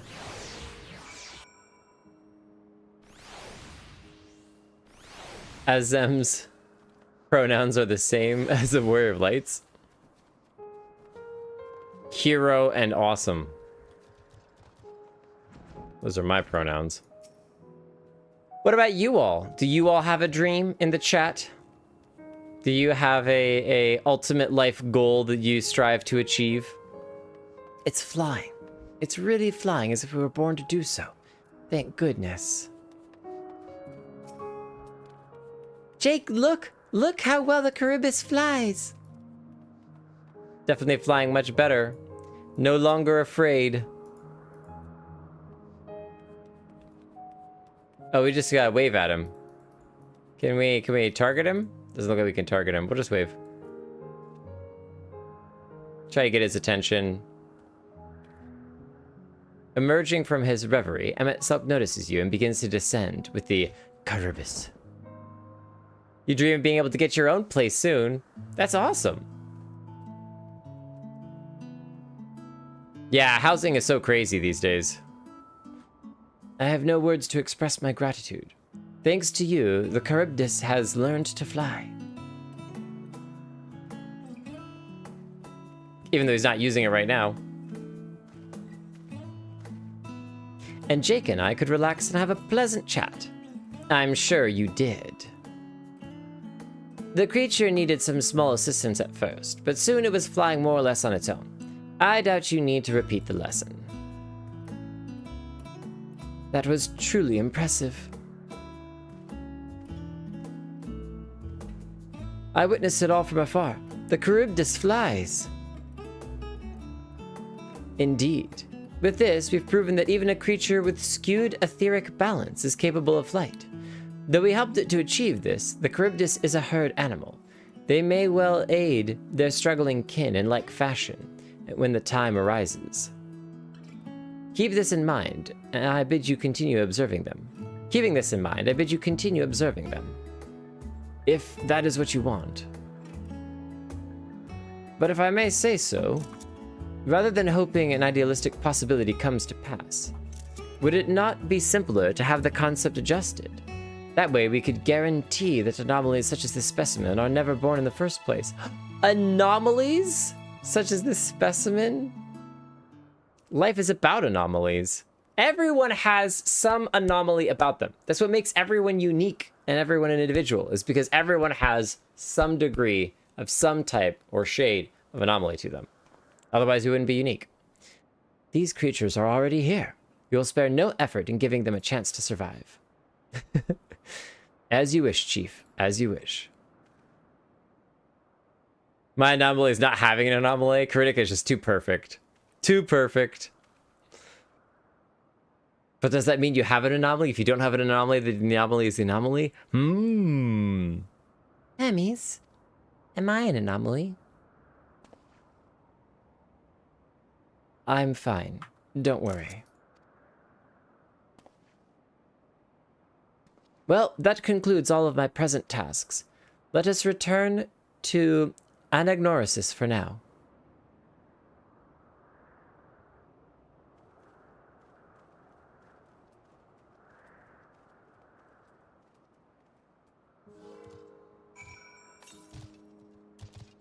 Harsh, it's good that you're on the mount, because if you fell off... Ah! That's cool. We're gonna come over this way, wrap around this side of the island, see if we can find the other ether current that's supposedly over here somewhere. 161 yalms to the west. Oh, maybe we can't find it if it's too far to the west. Can we come up here? Oh, yeah. To No Tanuus. Is this... This is not an ether thing, is it? Kind of looks like an ether thing, but it's not. It's the egg. The egg of justice. Of justice. Does your mount look familiar?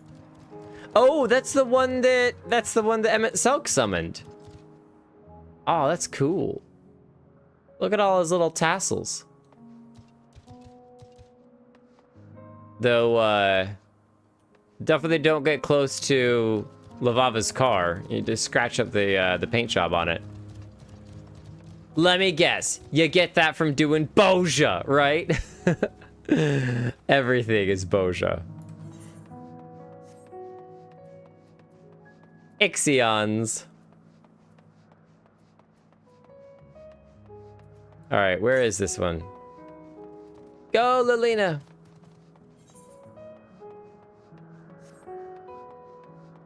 Northwest. Oh, yeah, we definitely can't get it then. Because northwest is going to be over there somewhere, so. No chance to get that one. That's okay, though.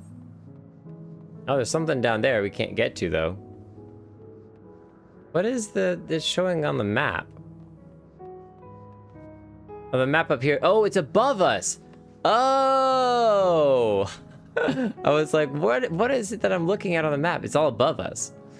Got it. Got it.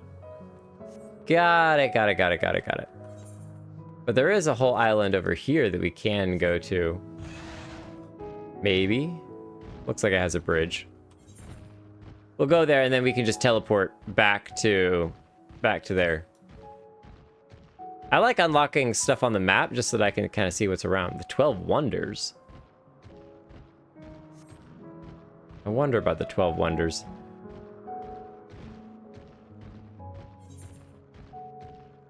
We'll probably end up going there anyway, so. Found the ether current. That's because you can fly. Wait, where is Harsh? Veronica, Harsh. Oh, there's one at the back of the box. There's one up there. Okay, that's good to know. A7 Yalms to the southwest. There's one down here somewhere. I know I'm kind of cheating by opening up the map here a little bit, but I'm gonna sneak this way anyway. What are you attacking? What are you attacking? Attacking Lalaki flying around? A bunch of horses. Alright, we're gonna come in here and tune this thing just real quick. I'm cheating. Cheating. And unlock the other part of this map and then head back.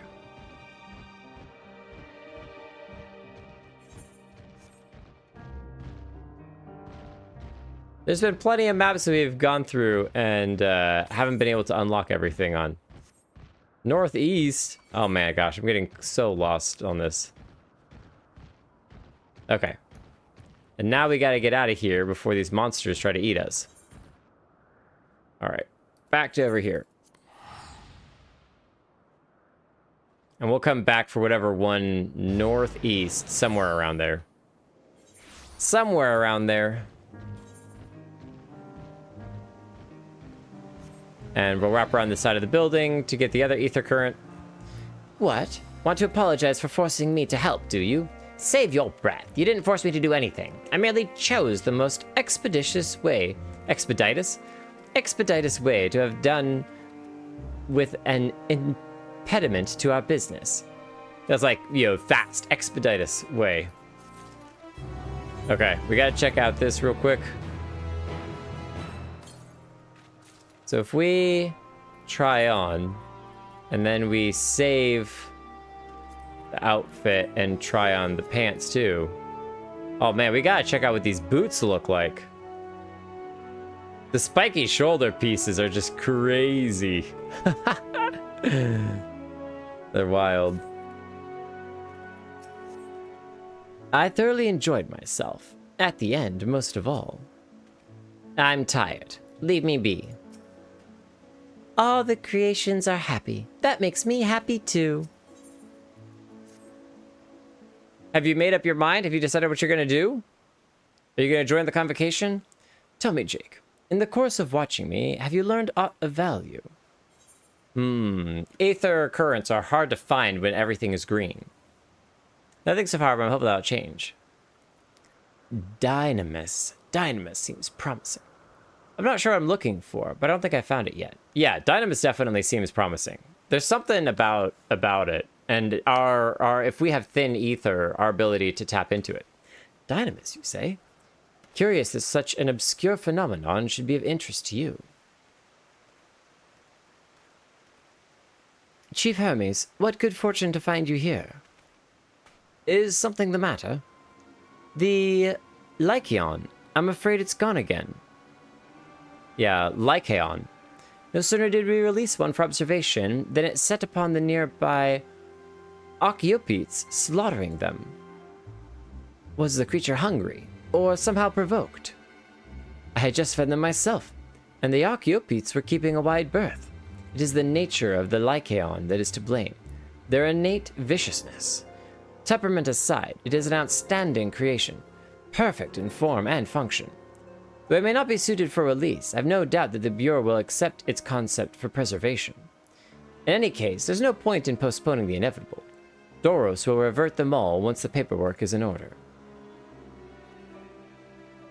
Where is the scene of the incident? Just off the path of the 12 Wonders. As you make your way, you should see it on the left. I don't know if Doros is still there, however. Hermes, wait! Have a good night, Karinika.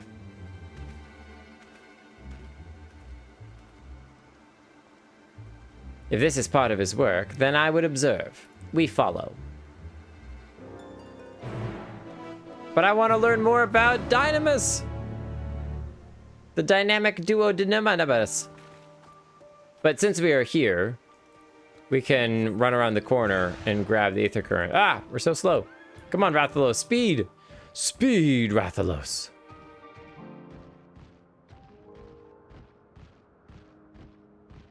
Also, Lalaki, sometimes you make me think that Meteon is still hanging around after the cutscene's over.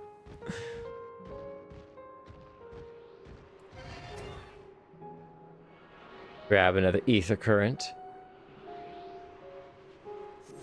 And now it's probably faster. Well, maybe not faster to teleport there. Yeah, it might be faster just to walk. All right, let's go. Mount up, we ride slowly. Because Rathalos has forgotten how to fly. Maybe he needs Emmett Selk to teach him how to attune to the ether currents and fly once again. Big old chicken that he is. Boing, boing. Look at him frolicking through the grass. He's such a happy fellow. Such a happy Rathalos.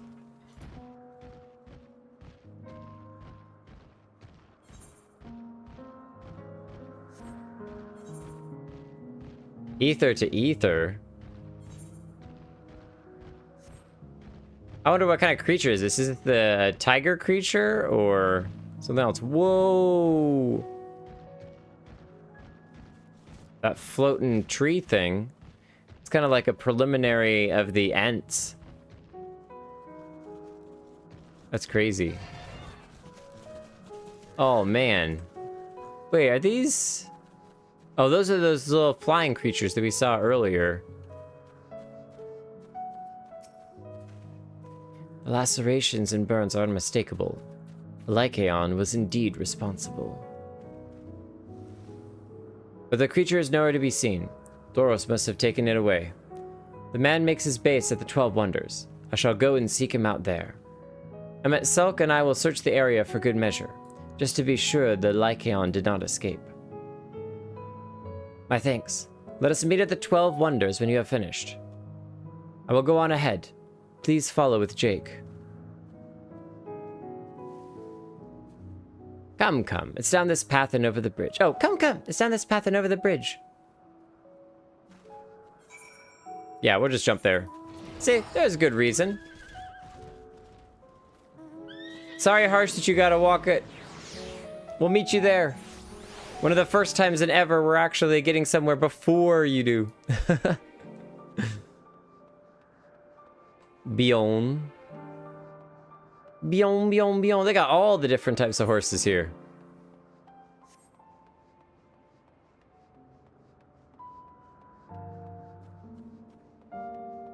It's a very pretty view.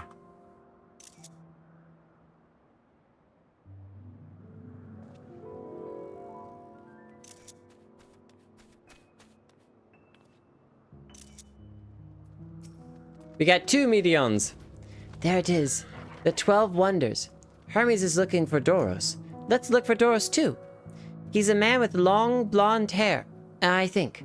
I'll know him when I see him. Meteon is now accompanying you. Aww. Once again, we got a new companion, or a companion again. Let's go, Meteon. Blonde-haired woman. She said long blonde-haired man. Search for Doros while accompanying Meteon. Well, we can talk to these people anyway. Huh? You're with Meteon? Then I assume you're on an errand for Hermes. What can I do for you? Wrong person. We're looking for Doros. Oh, I see. We do have similar hair, so people often mistake us from afar. I hope you find him soon. I wonder if there's a problem with talking to people that you know is not the right person. Once I get back and record today's results, I should finally be able to put that report to bed. Not Doros. His hair is long, but the color is wrong. I know, Meteon. I just wanted to hear what you had to say about it. Blonde-haired man, but it's not long blonde hair. Oh, no, it is. It is long and blonde. Well, long-ish. Got it in a ponytail. Doros! That's Doros! Well now, if it isn't Meteon, what brings you here? Double Meteon. Meteon 2X. Ah, I thought I heard familiar voices. I didn't realize you two had decided to help me search for Doros. Thank you. You're in charge of the Lycaones, I believe. Where are they now? Out in the fields in restraints. Frenzied as they were, I couldn't well return them to Kitsis. Once I've submitted my report, I'll see them reverted without delay. It's as he says. The beasts are indeed quite ferocious. We didn't even get to see one. You're one of the 14. What brings you here? Nothing you need concern yourself with, as you were. We've heard the news that Lycaons slaughtered Occupites. As the observer in charge, you are of the opinion that they are not fit to be released? Aye, I am. Their abnormal aggression and exceptional strength makes for a highly problematic combination. It matters not where they are released. Lycaones would threaten other species and upset the natural order. Lycaones. Could it be that the specimen observed are an outlier? Highly unlikely. We've created a good many of them. All exhibited the same tendencies. Even when we used Kairos to begin with a fresh slate, their behavior was unchanged. What is Kairos? Kairos? A memory reconfiguration system. The chief himself created it. It allows us to erase or alter memories, that we may observe creations in different environmental conditions without needing to remake them from scratch. Quite impressive, and potentially dangerous. Depending on the intensity of the etheric emissions, Pash-Tarat may wish to have words with you. Rest assured, I've kept all values within prescribed limits, and to prevent misuse, its applications are limited to those authorized by the Chief Overseer. Do not misunderstand. To manipulate a subject's memories is an intrusive act I deeply abhor, but it's still preferable to execution. Come now, Chief, let's not be so melodramatic. What was born of ether is simply being reduced to its original state. I know the distinctions concern you, but we mustn't lose sight of the bigger picture, making rational choices for the sake of a more prosperous star. If a creation cannot be properly studied, even with the aid of Kairos, we remake it. If a creation is deemed a detrimental existence, we unmake it. It is all for the greater good, and none question the necessity of such routine processes. I understand these things, I do. I would never think to unleash a clear and undeniable threat unto the world. Yet, insignificant though their individual lives may be next to all creation, it is all the Lycaones have. Before we seal their fates, we owe it to these beings to exhaust all options, to ensure that nothing has been overlooked. If you insist, let me provide you with a full report, and we may take it from there.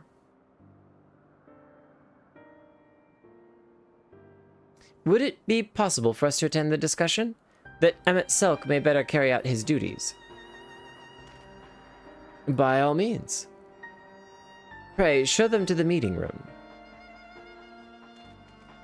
The party grows. More black-robed figures. Their modeling for this event or for this whole section was really easy. Just stick everyone in robes. Throw on a mask occasionally and they'll be fine. She looks pretty upset. I have a duty to the star, this I know. That doesn't mean we don't also have a responsibility to the lives we bring to existence here. To man, other beings are just things, to be used uncontrolled, like magic. That's what Hermes told me once. Aww.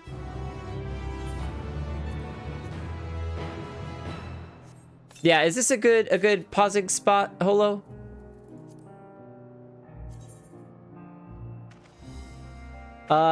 Not much. It's about 11 o'clock. Okay. I wasn't sure if there was a good story point. Story point.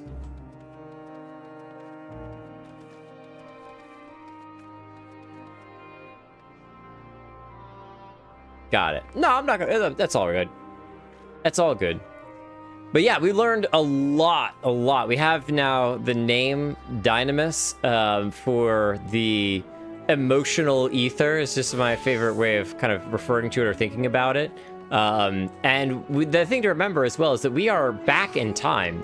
And supposedly, what we do back in time would affect the future. So hopefully we're not changing things too much. But love Medion. She's absolutely adorable and precious, and we must protect her at all costs. This is why we play tank, and we don't let no one touch her.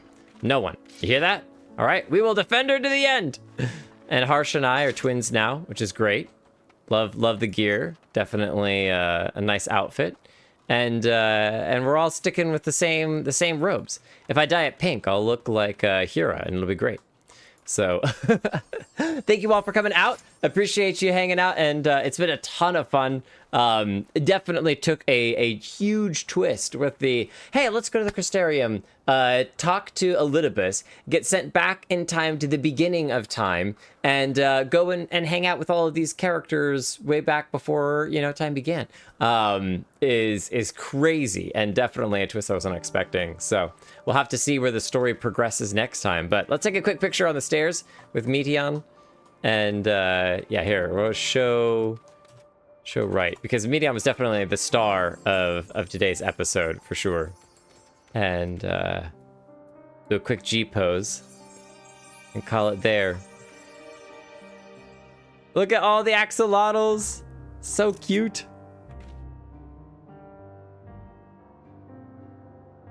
And I keep pressing, instead of 1 and 2, I keep pressing F1 and F2. I have a really bad habit of that.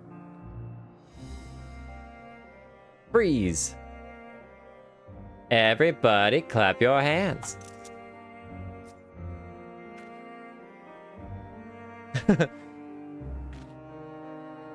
Lalaki's over there eating something. Quick snack. All right, y'all have a great night. Very exciting plot twist. Oh yeah, it's crazy. We're becoming an Ascian. And we want to learn more about Azem eventually, because that's what our spirit is linked with, or we're a refraction of.